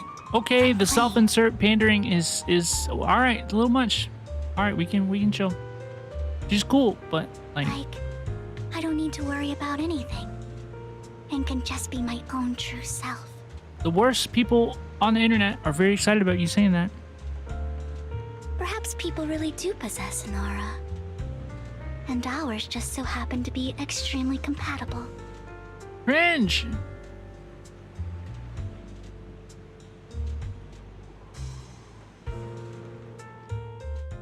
By the way, I really am expecting you a bomb or asked me something. before about Hugo. I don't really know much about him. He rarely ever talks about his past. But judging from his eye colors, you can guess he's probably the bastard son of a renowned family. I think his mother was very worried about his different colored eyes, and even wanted to get rid of him at one point. But then his family offered a huge price and bought him off his mother for some reason. And just like that, he moved from a leaky and drafty boarding room to a luxurious mansion. But he's also mentioned that the extravagant home is actually like hell for him. I think it's probably because the family treats him terribly. I digress. He ran away and ended up meeting Lycaon and his master. After that, they formed Mockingbird together and experienced a rare period of happiness. Until Lycaon's betrayal.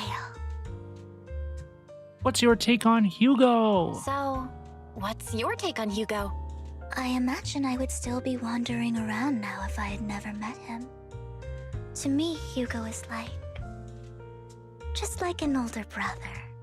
I've always felt as though he's carrying some heavy burden with him. But that's a secret he's kept to himself. Something he'll never tell me. Sometimes when I look into his eyes, I can feel that he's really struggling with something. Even though he may say some extreme things, Hugo really isn't a bad person. I think one day he'll tell me his secret. Until then, I just have to wait. Wait and trust him. After chatting for a good while, you say goodnight to Vivian. Time to head back to the video store and get some proper rest. Some proper sleep. Okay, let's start to Wise. Well, you came home late today. I had a long chat with Vivian. I see. It's getting late. Let's call it a day. Once Vivian and the others get in touch, we'll have a lot to investigate. Belle, Vivian has contracted us. She said you'll be investigating the Hollow tomorrow. In addition to her, Hugo and Lycaon, Ambi, who we recommended before, will also join this operation. She'll explain the details when she comes to pick you up at the video store tomorrow. Are you still planning on heading straight into the Hollow like you did the last few times? Vivian and the others will protect me. That's okay. So many friends around this time, there shouldn't be as much risk. I'll wait for you at home then, no matter what. Remember, safety first. Let's get some rest for now. Let's take a honk shmee. And speaking of a rest, I need to run to the rest room, and I will be back in just a couple of minutes, y'all. When we return, I will continue the story, and we're going to finish it out. Okay? I am having some minor computer problems this evening. I plan on editing it out of the stream, but if I crash, the stream will not end, and I will reboot my computer as long as I am able to do so, and we will finish the story. So thank you all so much for hanging out with me. I will be back in just a couple of minutes.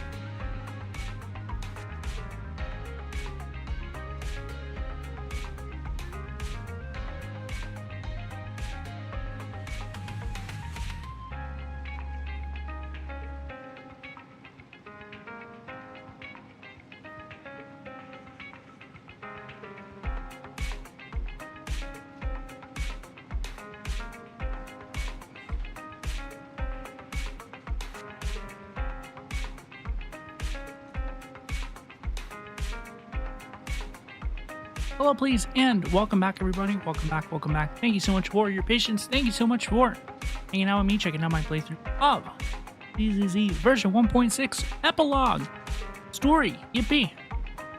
Let's do it. After a good night's rest, the next morning arrives as promised. Vivian! Good morning, Proxy.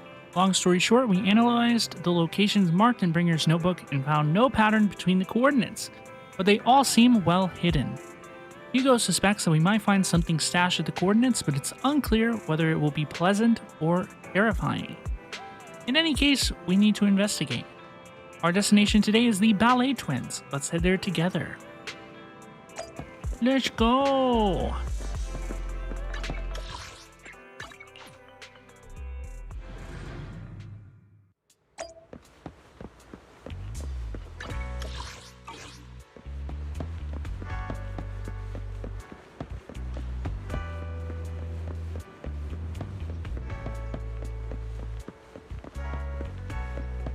So huge.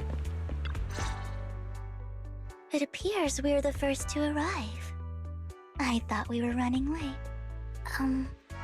This might sound weird, but it's nice to think about getting to work with you from now on. I don't really know why that makes me feel so happy. Oh, it's because we're fellow fans! Anyone who likes Lord Phaethon can't be a bad guy. You're right. For sure. Of course, Lord Phaethon is the greatest there will ever be, but you're definitely the best proxy I've ever met in person. Hugo told me before that you're really skilled, and he said we'd get along great. I never expected he'd be so right. Oh, by the way, would you like to come by my place if you have time later? Yes, ma'am. I have a huge collection of Lord Phaethon merch. Does Phaethon really have merch? Phaethon, Lord Phaethon doesn't have any merch out there, right? I mean, we don't even know what he looks like, for starters. It's all my own original merch, like screenshots of old internet comments. I print them out and turn them into postcards. Plus the avatars Lord Phaethon's used, the music playlists they recommend. I've organized it all. I'd love to show it all to you if we get the chance. Please do. I'm super curious to see all that. Please be sure to show me sometime. Splendid! Let's book a time and you can come by my place and see all my Lord Phaethon merch! Speaking of which, what's taking those two so long? Hugo said he had some preparations to do before entering the Hollow. I wonder how that's coming along. What's going on? Did Lycaon and Hugo get up to something again? Hugo is preparing for the upcoming operation in another part of Lumina. Same old routine, shopping first. We're gonna buy chocolate? Like, are we being so fucking for real? What are we, dude, what are we doing? Hugo has taken up way too much of this storyline. Hugo. Oh, what a coincidence. I didn't expect to see you here. Evidently, I didn't expect it either. Otherwise, I would have chosen a different store. Are you preparing for the operation? Are you blind? Oh, by the way, thank you for joining us this time and lending your combat prowess. If you could also refrain from revealing our secrets to your dear master, that would be perfect. The manager went over this with me. You have my word that as long as your actions do not cause harm, I will keep everything secret. How awfully kind of you. Alright, I'm short on time, so I'll be off now. Enjoy your shopping.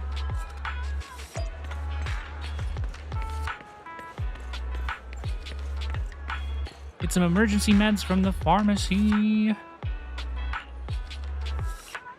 Lycaon at the same pharmacy. Keep running into each other all the time. Here we go again.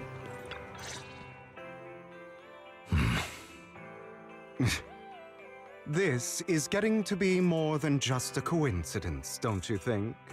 Or perhaps you are actually stalking me. If I was stalking you, you wouldn't ever know. Overconfident as always. You haven't changed at all. We just make it a habit to check the state of our weapons prior to combat. Thanks for that little reminder. I almost forgot. I didn't expect you to let me join. What else could I do? Master Proxy would have insisted on having you join us. I never expected for us to have a chance to enjoy some pleasant conversation like this, without our weapons drawn, that is. It really has been too long. I still remember when we first established Mockingbird. Indeed. That was a long time ago. Thankfully, Jack went in peace. He must have known about his condition for some time. He even left us with instructions. Passing peacefully in your sleep is the most natural way to go. I'm happy for him. By the way, Lycaon. Is that really what happened? Have you given it any thought yet? Hugo looks particularly happy, particularly free. About our guild for Phantom Thieves? Yeah. It's time for us to build an organization of our own. Jack always supported the idea, didn't he? I don't have any objections. But what should we call it then? How about Mockingbird? I'm so sorry. I'm so over these two. It's a bird known for mimicking the calls of others to blend in. The same way we don high society roles for ourselves when we're out on a mission. Oh, oops. I nearly forgot. You're a terrible actor, and you're always flubbing your lines. I guess we can rule out that name then. No, call it Mockingbird.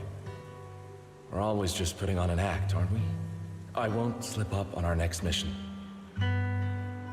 Besides, we still ran missions together even when we didn't have a name. Having one now won't really make a difference. No. It does make a difference, Lycaon. And I don't just want a name.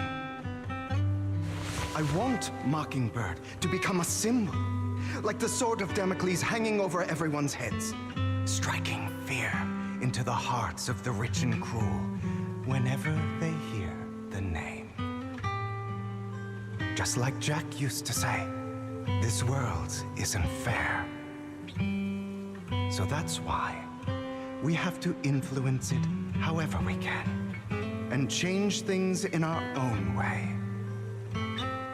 But on the basis of not causing harm to other people's lives. That's also what Jack used to say. You remember, don't you? Of course I remember. All right, I promise. That sounded pretty forced. Don't forget, things don't end well for people who break their oaths. I'm good for my word. You must trust your fellow companions. That's also something Jack would say. Well then, today's the day that Mockingbird will officially start flying. Our first order of business, deciding on our symbol. Let me guess, it's gonna be a bird. We have a rare moment of peaceful reminiscence. On the proxy side, the others joining the operation finally arrive. Everybody's here. Everybody's here. Looks I know like that we're this. all here. Hugo, you're late again. I understand and have already identified that this patch's primary themes are about confronting and reconciling your past, the things that you have done and the things that you have experienced in the past, and the traumatic events that you have suffered through. I have understood this, okay? I comprehend this. We see it with Sambi, we see it with Vivian, we see it with Lycaon and Hugo, okay? I get it. I understand. That's the title of this story. Something, I don't know it exactly off the top of my head, but it's something to do with the past, right? I recognize these themes, right? But it's been way too much. It's like we're all been way here. too much, I think. Hugo, you're late again. Oh right, other than familiar faces, we also have a new friend joining us for this operation. It's Samby. Seems that Miss Amby is the reinforcements recommended by the manager. A pleasure to meet you. I'm Hugo. Hello, the proxy has already updated me on the necessary information. Rest assured, I will keep it confidential. So before entering the Hollow, let's confirm the mission's objective once again. We'll be heading to one of the coordinates marked in Bringer's notebook and searching the area. Based on relevant information, these coordinates may contain secrets related to the Exaltus. These could be treasures or something awful. We'll have to explore and find out. If there are no further questions, let's begin now.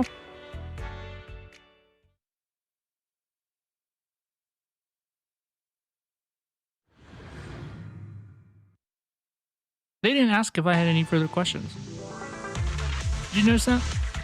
I didn't expect the coordinates in Bringer's notes to lead here.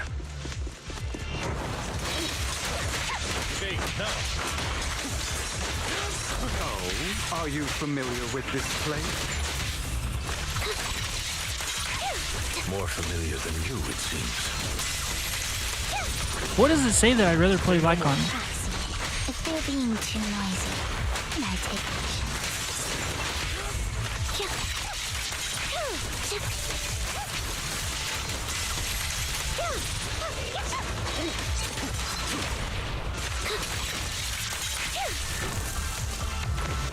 Right over there.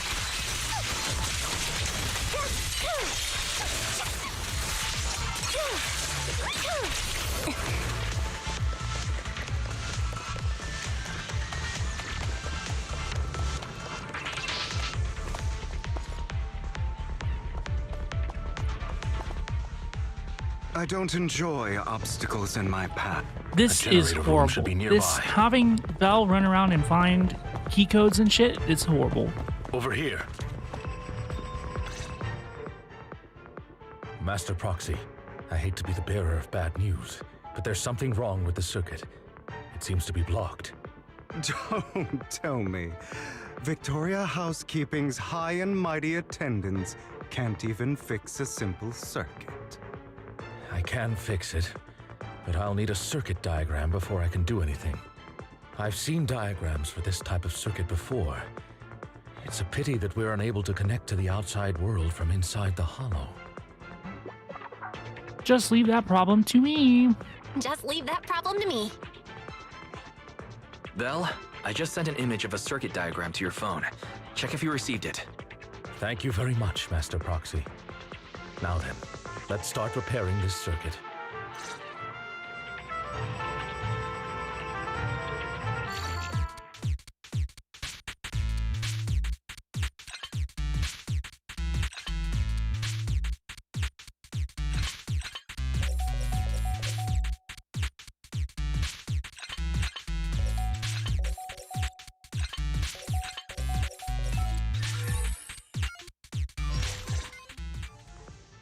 The circuit is fixed. We should now be able to open that door. Wait up. Wait a second. Something just doesn't add up. It's all coming together now. Communicating with the outside world from within a hollow. And getting that circuit diagram. In theory, there's only one person who could ever do that. I told you earlier. Could it be your Lord Phaethon? I told you. Impossible. There's no way. But then again, only Phaethon could have done that. I literally told her. I mean, you're an incredible proxy, sure. And you're a good person.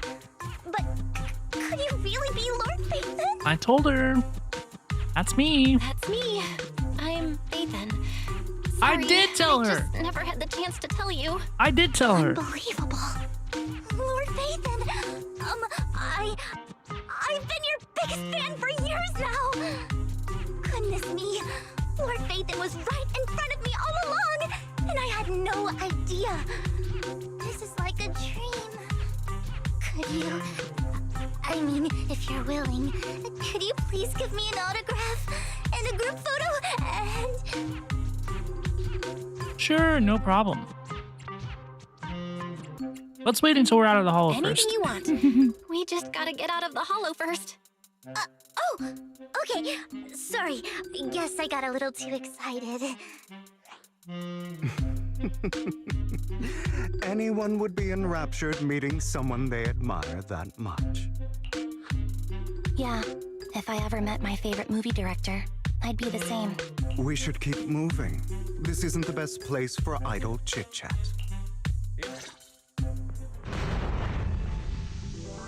The door's finally open.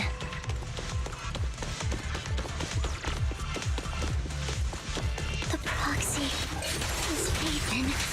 Raven is the proxy. I tried to tell you, girl. Girly P. I told you.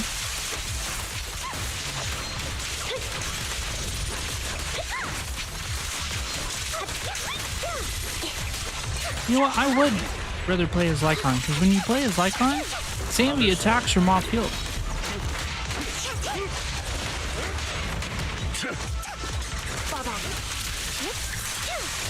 I think so. I think so. That might not be true.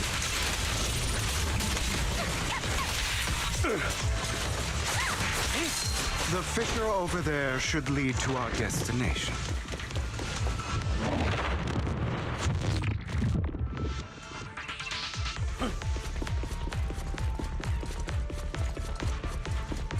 Lycaon, your fighting style wasn't so reserved in the past.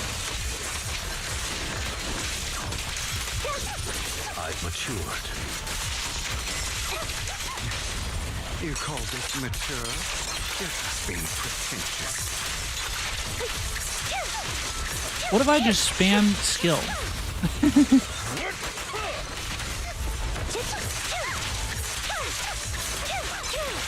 Off balance. Roger.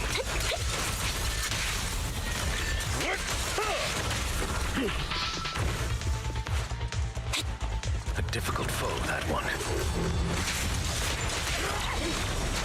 Let us leave this place at once. Bro, it doesn't even have a toughness bar. I can't even break it.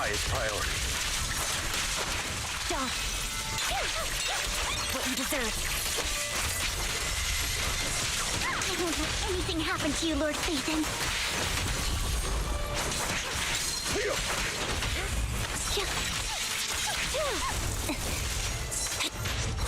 Resolve.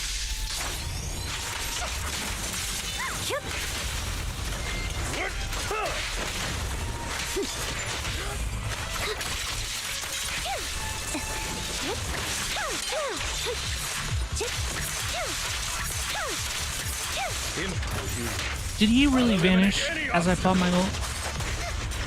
You gotta be kidding me.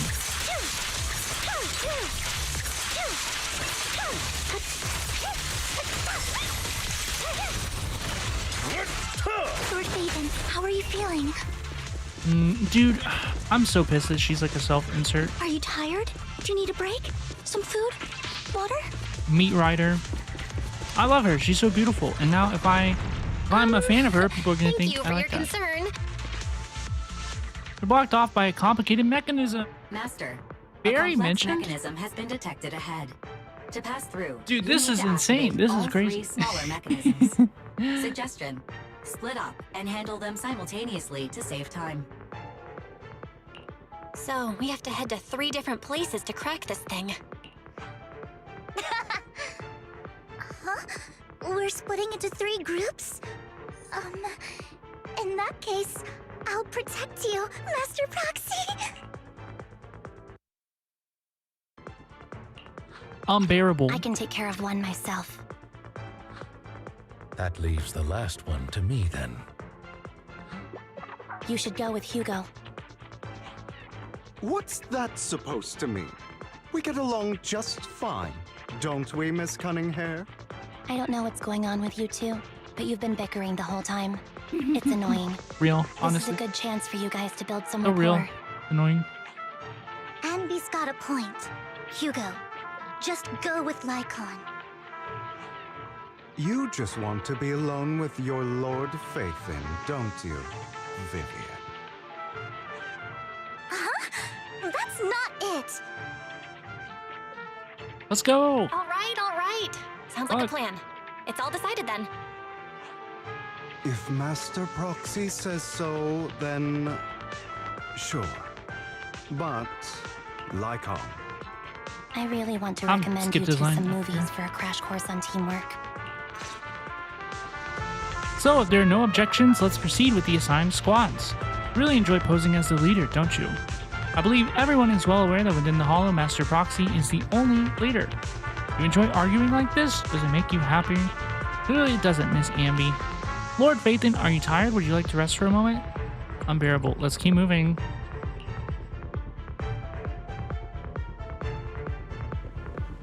I love her. She's beautiful. I love pretty purple women. Lord Phaethon, there are too many ethereal. I love that we get to play puzzles while the characters are fighting. Isn't it wonderful?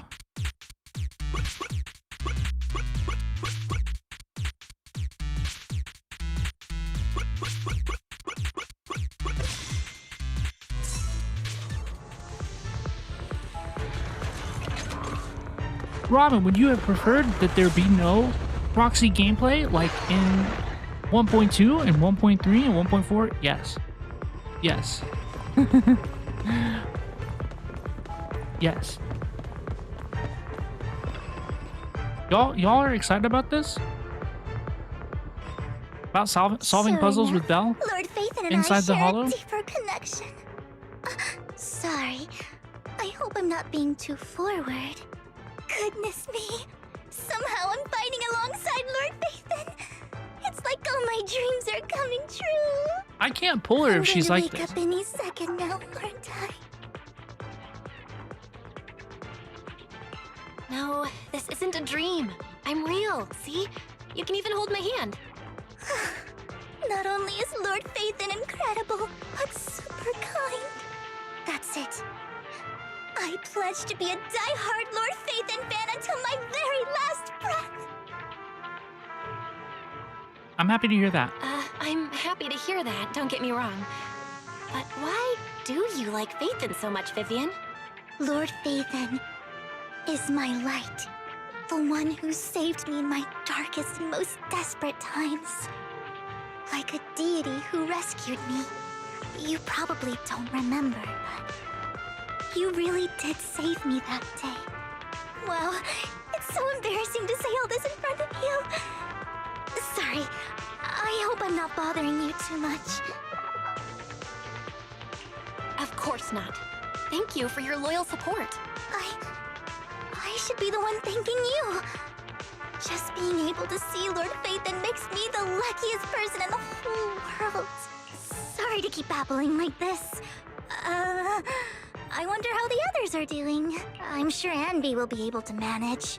She's great at this kind of stuff. But as for Hugo and Lycaon, let's just hope they don't get into a fight with each other. This is actually kind of interesting. Splitting up the people so you get to play as all the different characters. Actually kind of interesting. I'm kind of on board with this. Are these new enemies? These guys look new. They have some attacks that are not precluded by a large red symbol. Kind of crazy work.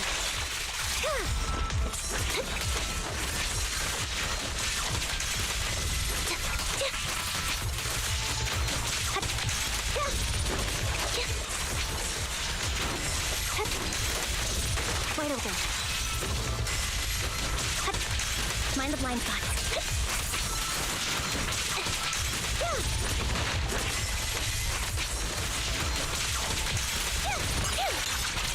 What you deserve. Off balance.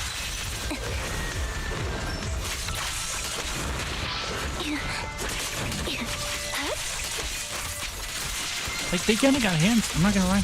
They kind of got hands. Now you pay.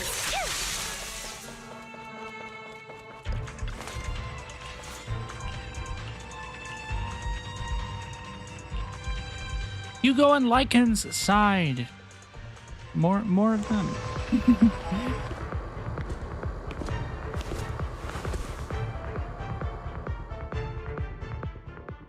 So, we have have to cooperate to solve this problem. That's a real shame. I have no intention of arguing with you right now. Master Proxy and Miss Vivian are elsewhere, and we must rendezvous with them post-haste. What a coincidence. That's exactly what I was thinking. Just this once, we should trust each other. For the Proxy. I have no objections. Very well. Then you'd better keep your word. I know you've never fully trusted me, Lycaon, even before it all fell apart. Dude, if there's another artwork and talk from them, wanted to speak come on, to me dude. Alone? I know you and Hugo are as thick as thieves and don't hide anything from one another. But you can't tell him what I'm about to tell you. Did something happen with him? Hugo is an intelligent and gifted child. He learns everything I teach with ease. In time, he'll grow beyond me. Reach a place where people will marvel and look up to him as a beacon. Yeah. As much as I hate to admit it, he always picks things up just a teeny bit quicker than me. But none of that matters, because I can overpower him easy. I don't think being gifted is a good thing for him. What do you mean? He bears a dark and painful past. What he was taught, the hatred he was faced with, everything he picked up, it's all become an integral, inseparable part of him. I believe that beautiful flowers can blossom even in the darkest abyss. But the roots of that flower would draw from evil instead of good. Hatred instead of love. It's a curse that flows through his lineage. A curse that fate branded him with. I've seen far too many people like that throughout this long life of mine. They struggle with this curse their whole lives. But they all end up failing in the end. The path of light is narrow and fleeting. And the darkness is filled with such temptation that dropping your guard for even just a moment can send you spiraling straight into the abyss. Do you mean Hugo's going to be a bad guy? Of course he is. I don't know. I hope he'll always stay true to his heart. That he won't give in to hatred and ambition. That he won't become the dragon that must be slain. But he has inherited the seed of evil. You cannot let it take root. I'm afraid I won't be there to help you. There's not much life left in this old body of mine. So then, Lycaon, promise me now. You must hold his chain tight. To restrain him. To stop him. And when necessary, to choke him. Back to the present. You've become slow. Or maybe you've been on guard all the time, and that's what's slowing you down. Looks like I was right. Lycaon. I hope you're aware that the one who betrayed Mockingbird and went to work for the Mayflowers was you. Not me. I would never betray my companion. He said he would get rid of Vivian. Myself. But you should not break our oath. That's the path I've chosen, and I'm going to stick to it. But you know that path will lead you the wrong way. Who are you to lecture me about right and wrong? I believe any path that makes you feel pain must be the wrong one. Your disgusting sympathies make me sick, Lycaon. There's only ever been one person who can kill me or save me, and that is me.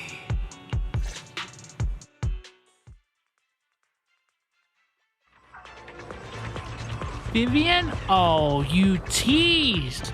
Oh, you teased of a video game. Oh, did y'all see that? What a tease. I can't believe we're the last squad to arrive. I can. Y'all literally had a memory fest. This is thanks to a certain somebody. I need them to stop.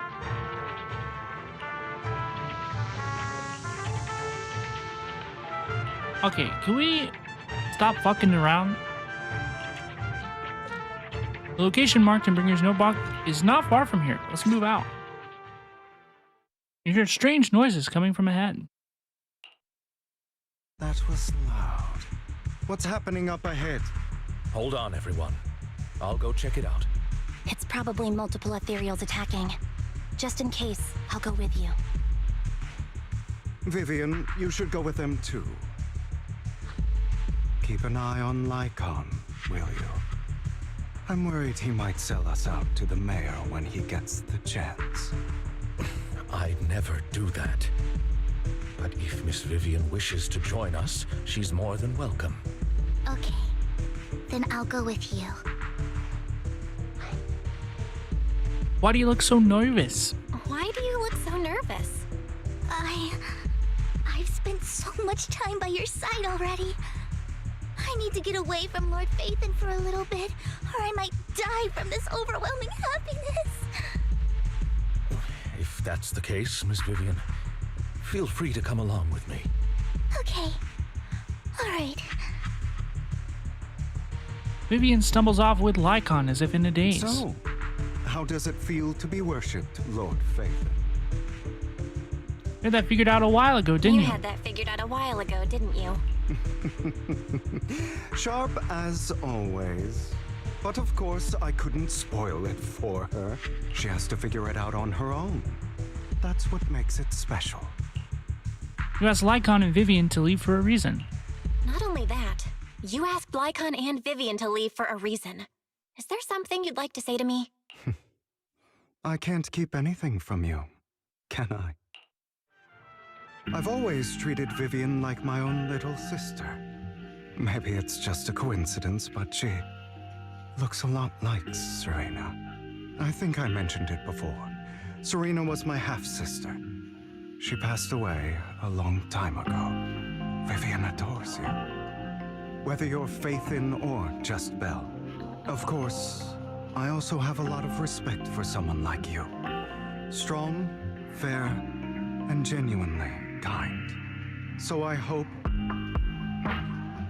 I beg you, please keep her safe. What's that supposed to mean?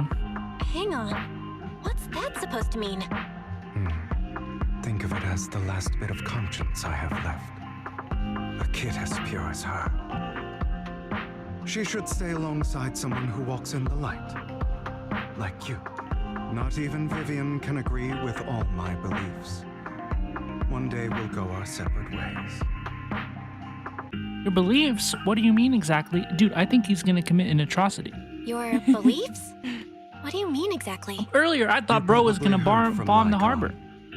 We swore an oath when we started Mockingbird.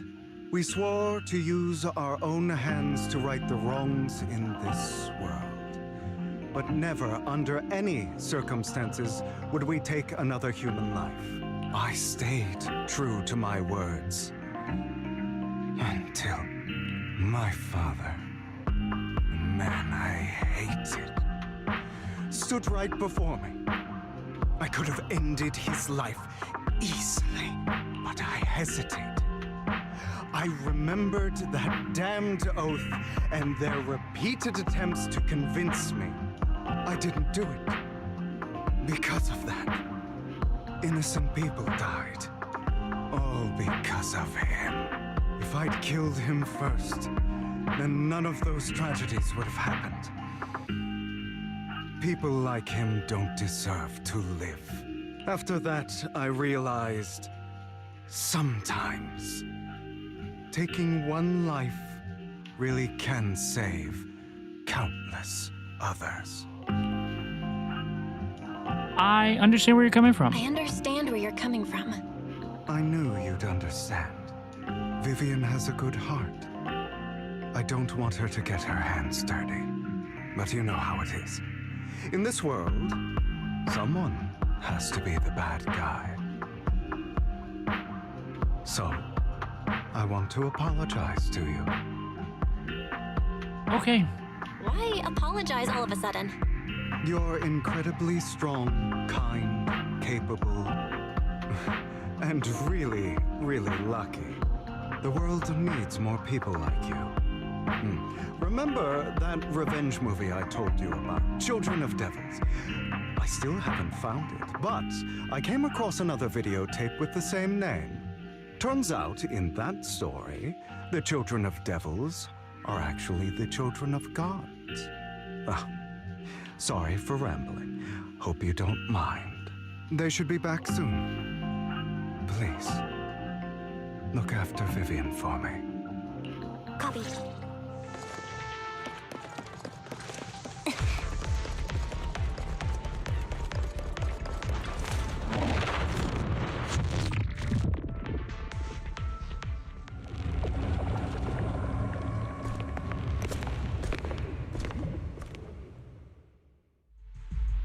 What is this?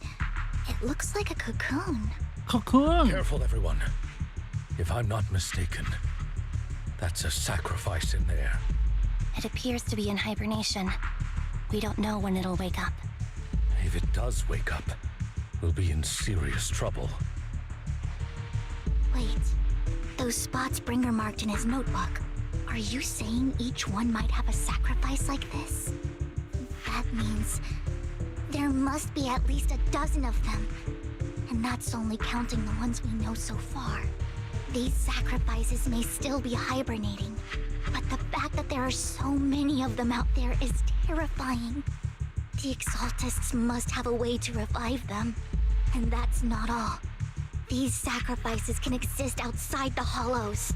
If they make their way into populated areas, it'd be really bad. I'm afraid it will lead to a catastrophic disaster likened to the fall of the old capital.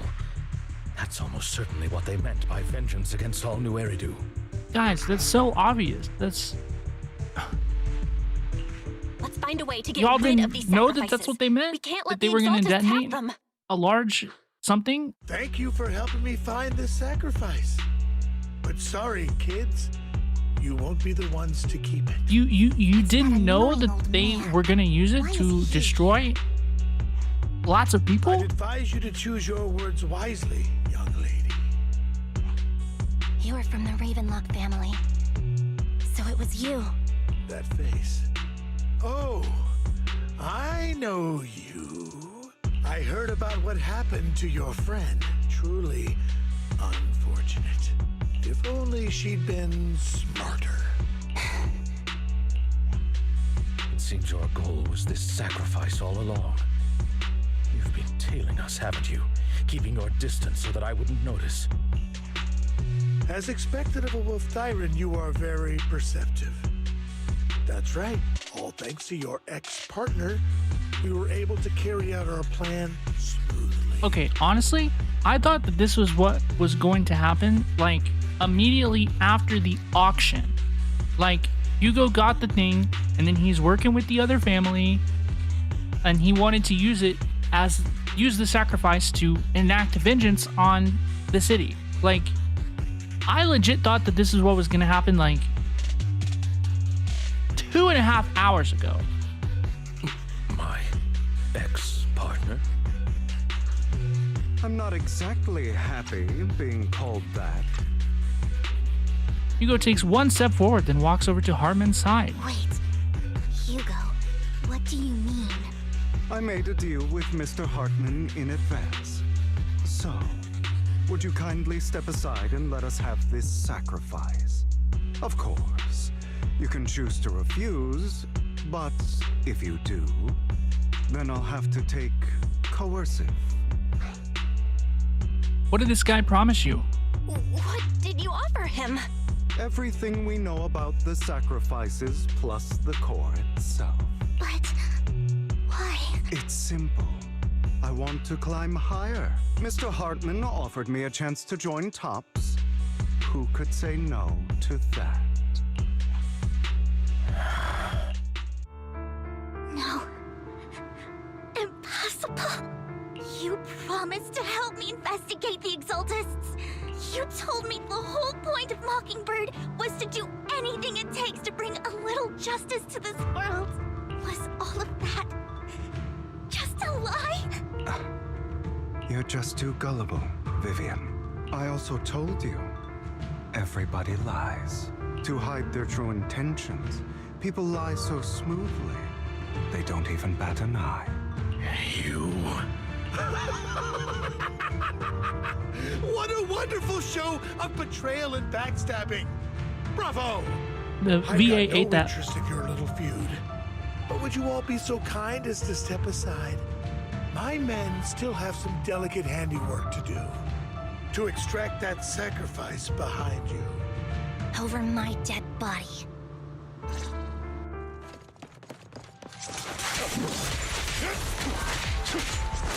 Move, please. A perfect conduit.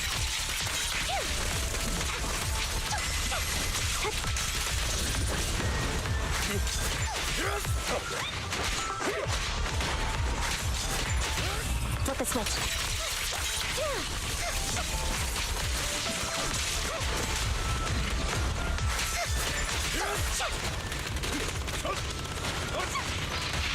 A perfect conduit.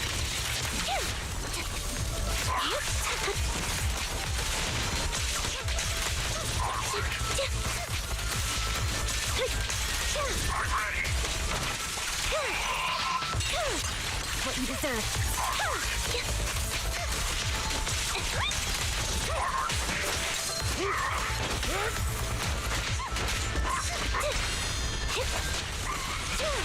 Stand still.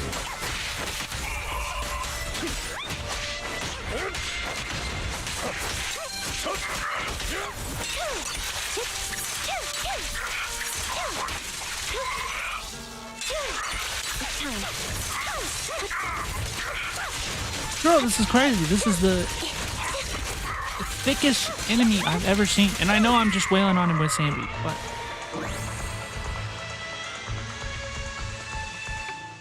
They've already escaped through the fissure with the sacrifice. I would have liked to see that. We have to catch up. We can't let them have the sacrifice.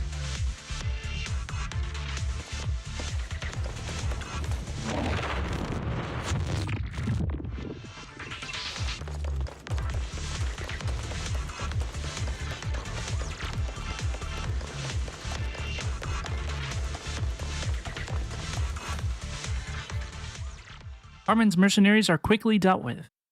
Oh, you guys are such a pain. Hugo, stop standing around. Time for you to act.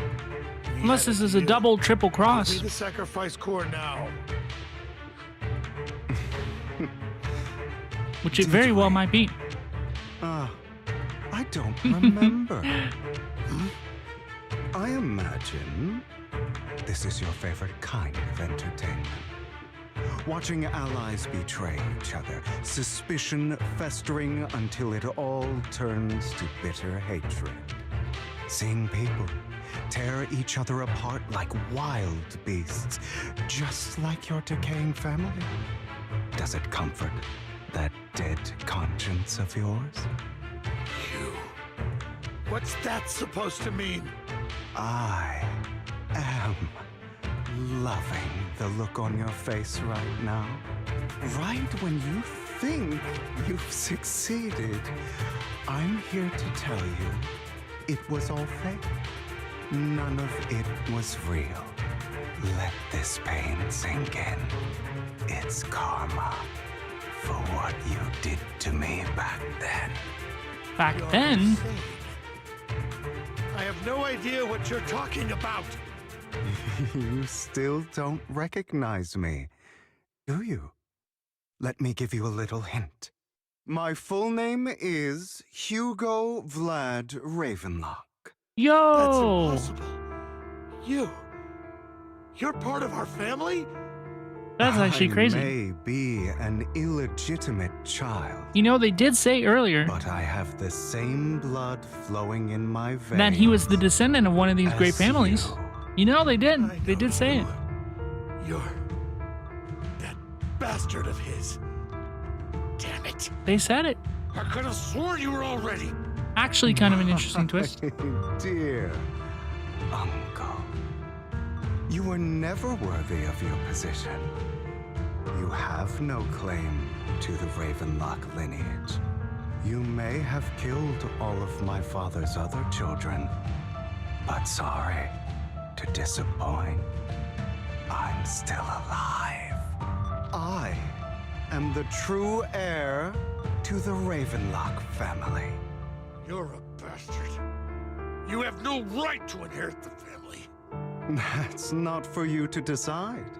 Master Edmund is very supportive of my claim. Edmund? That's impossible. You weaseled your way into Top's inner circle? Master Edmund doesn't care who achieves his goal. In other words, he'd happily let me take over the Ravenlock family, as long as I'm more competent than you. This can't be! You don't know the family's real secret! I know a lot more than you think, including everything that you've done. Just give up. You never even stood a chance. Damn it. This was all fake, right? You were just putting on an act to fool this old man, right? I actually fell for it. Don't do that again. At least give us a heads up next time. Vivian, everything I did was to rightfully inherit the Ravenlock family. That part is true. Now, I'm going to kill this man who stole what was never his. Put him down. I'll make sure he can never be a threat. Oh, but Lycaon's gonna cry about it. You can't like kill summoned. him. We still need information from him on the sacrifices and the exaltists. You must be misunderstanding something, Lycaon. Just like you chose the mayor, I chose Tops. At least for now, Tops has the same interests as me. I'm not going to harm my own self-interests. Be it intel on the sacrifices or the core itself. I'm handing everything over to Master Edmund. Why? I just want to take back what's mine. If fate is not willing to give me justice, then I'll just have to seize it with my own hands. Stealing, robbing, lying, or betraying. I'll do whatever it takes. Even if it means selling your soul to the devil? You know about the power struggle between Tops and City Hall. Those elites at Tops would be only too happy to see the Exaltists plotting a grand attack on New Eridu using sacrifices. That would severely harm the Mayflower's reputation and approval rating in New Eridu. And that's exactly what Tops wants to see. If that happens, countless people will die. I'm sorry it has to be this way, but I have to do this. I'm going to get everything Master Edmund wants. Inherit the Ravenlock name, climb to the top. And then I'll be able to change everything for good. For a permanent and absolute victory. You must endure the pain of cutting away rotten flesh. And persevere through the darkest hour. Before dawn. Someone has to do it. Belle appears. It's not too late for you to stop. Hugo, it's not too late for you to stop. You can still walk away from this. This is the path I've chosen. Without power, resources, or strength, we can't do anything. Mockingbird is the perfect example. All the talk about using our power to tip the scales of justice and hover over them like the sword of Damocles. It's just a delusion. In their eyes, we're nothing but annoying gnats. Mockingbird has never really changed anything or saved anyone. Never in the past, not now, and never will in the future. None of it matters. Don't become the kind of person you hate. But even so, you shouldn't become the kind of person you hate. Sorry, Proxy. I know what you're trying to say. But this isn't some children's story of a dragon slayer becoming an evil dragon. Sometimes, to slay the dragon, you must first become one. With sharp claws, rending fangs, and strength enough to destroy anything. So I will bloody my hands. I will carry the weight of my sins. I will become the abyss.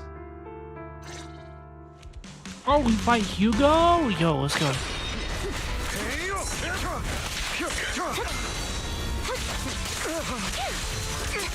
It's about time you kneel. Not bad.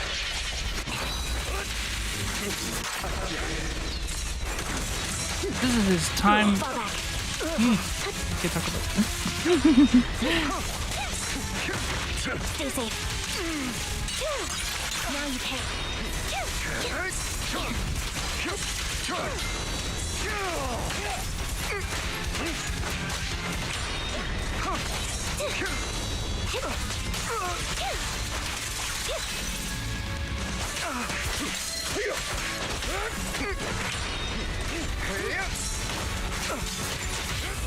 Flip the switch.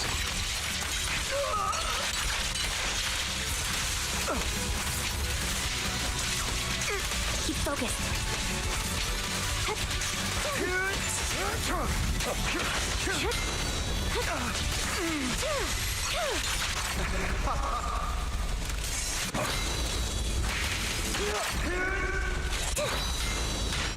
They won't back down.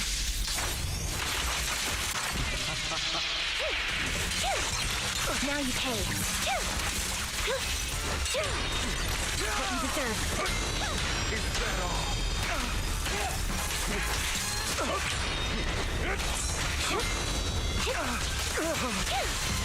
I'll bite your throat out. A perfect conduit.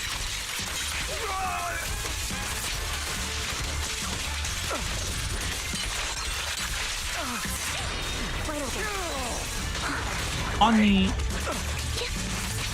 On the bright side, I actually find myself enjoying Sampi's gameplay a little bit, which is What you deserve. not something I expected. I get it now, which is great, but shish.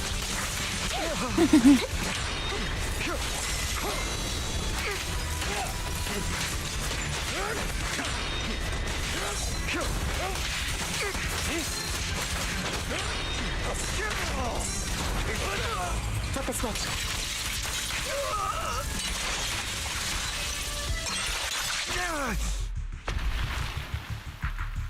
All right, you got me. But too bad. I have my own methods. What's he doing? Where's bro going? Well then. Make your choice. The sacrifice core? Yo! Or your precious Nathan? I know you took it. Don't forget, I'm the one who taught you that. Okay, the core is yours. Just leave Lord Phaethon alone. What a shame. Did you really think I'd keep my promise? No way. That's right. This is the real me. Does he have tears in his eyes? Is that what it looks like? What's the matter? Thinking of killing me? Didn't you say all life is precious? Drop your foolish facade. I knew it. You... He has inherited the seed of evil. Do not let it take root. When the time comes, you must be the one.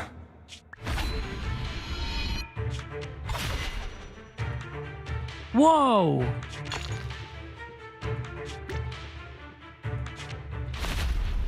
Yo! Go on, kill me. If you've got the guts, do it, traitor. Whoa! He stabbed Hugo right through the chest. Threw him overboard. That's a tall fall.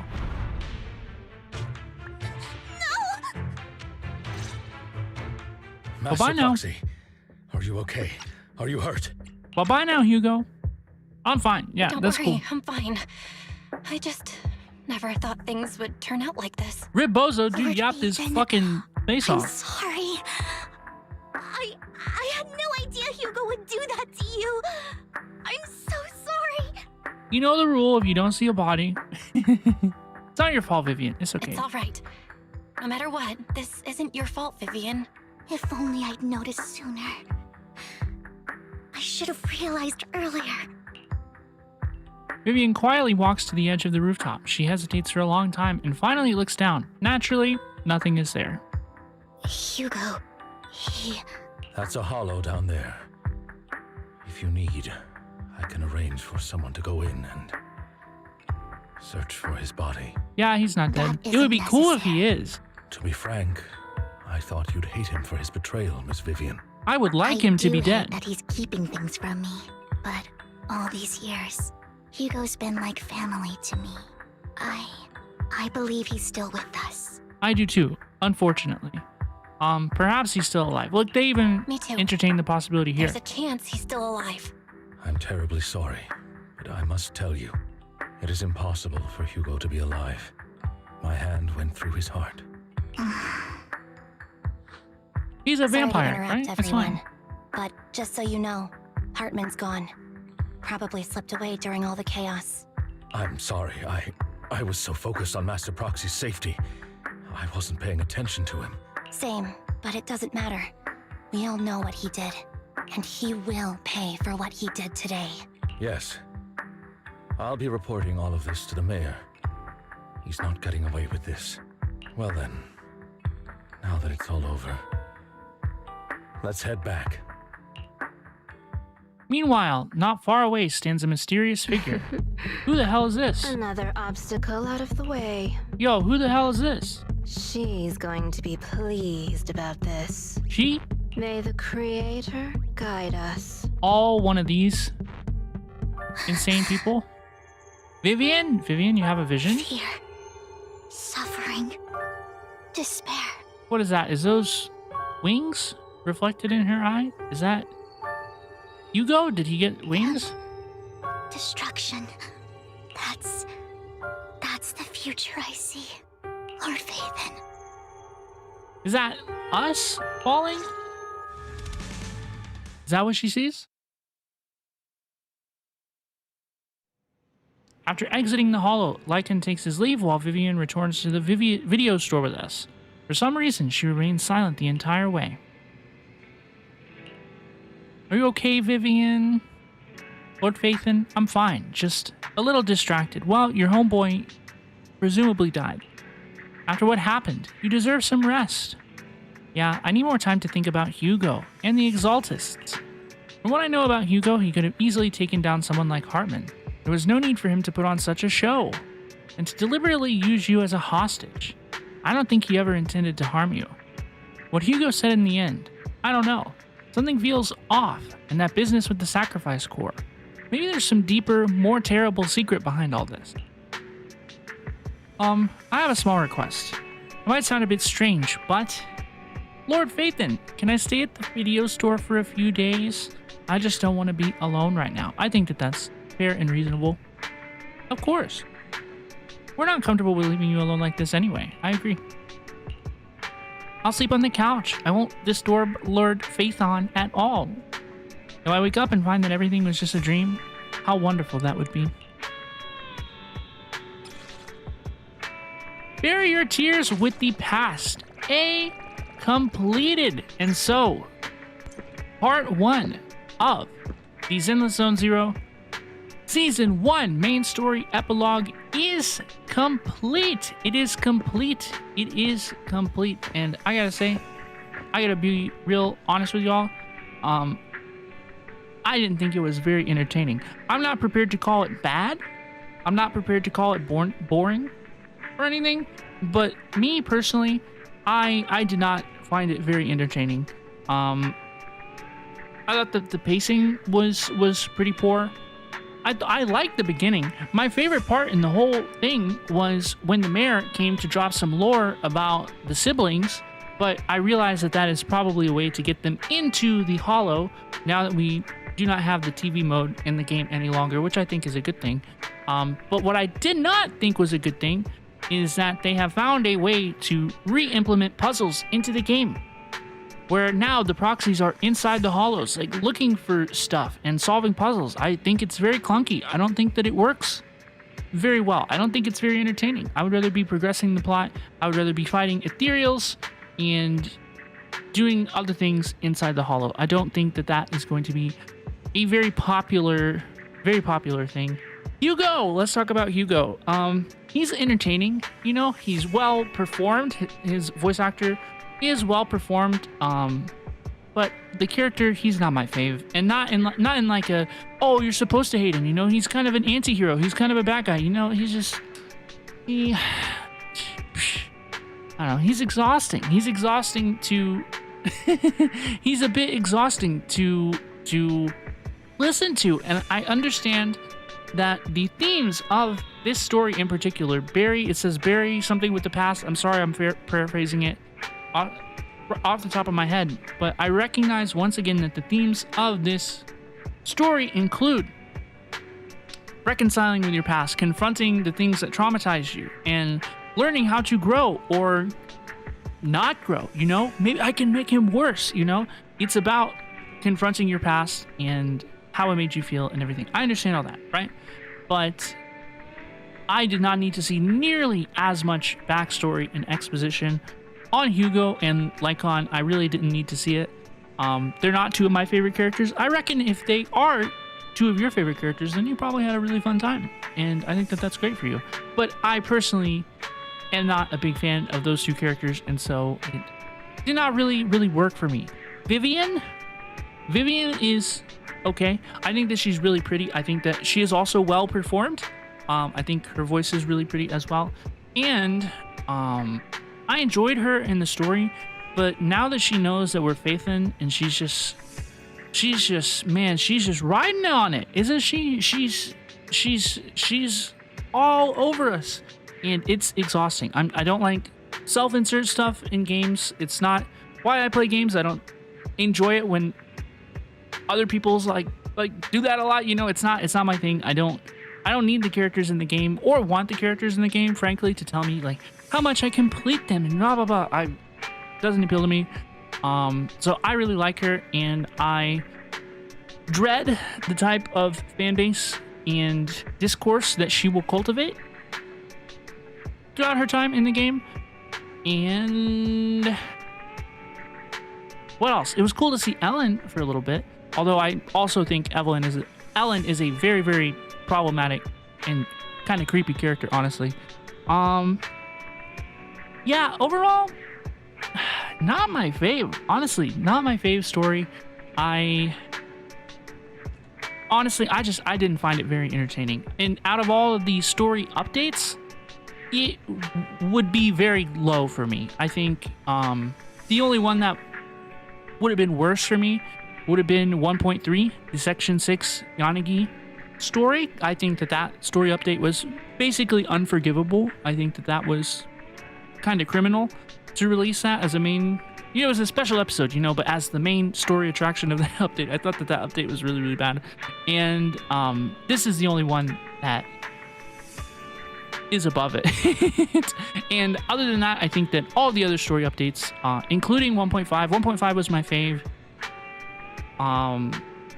were a lot better than this. And I think that some people are gonna like this, and I think that some people are not gonna like this. But personally, this was far from my favorite update in Zenless Zone Zero, and honestly, I'm not looking forward to part 2 of this story. More Hugo and stuff. No thank you. No thank you. I'm so sorry. No thank you. No. But thank you all so much for watching my playthrough of Zenless Zone Zero version 1.6 main story, the full playthrough, the epilogue of season 1, part 1 of the epilogue. You know what I mean. Please let me know what you think in the comments below, and please take care of yourselves, be good, and bye-bye now. Have a great rest of your day.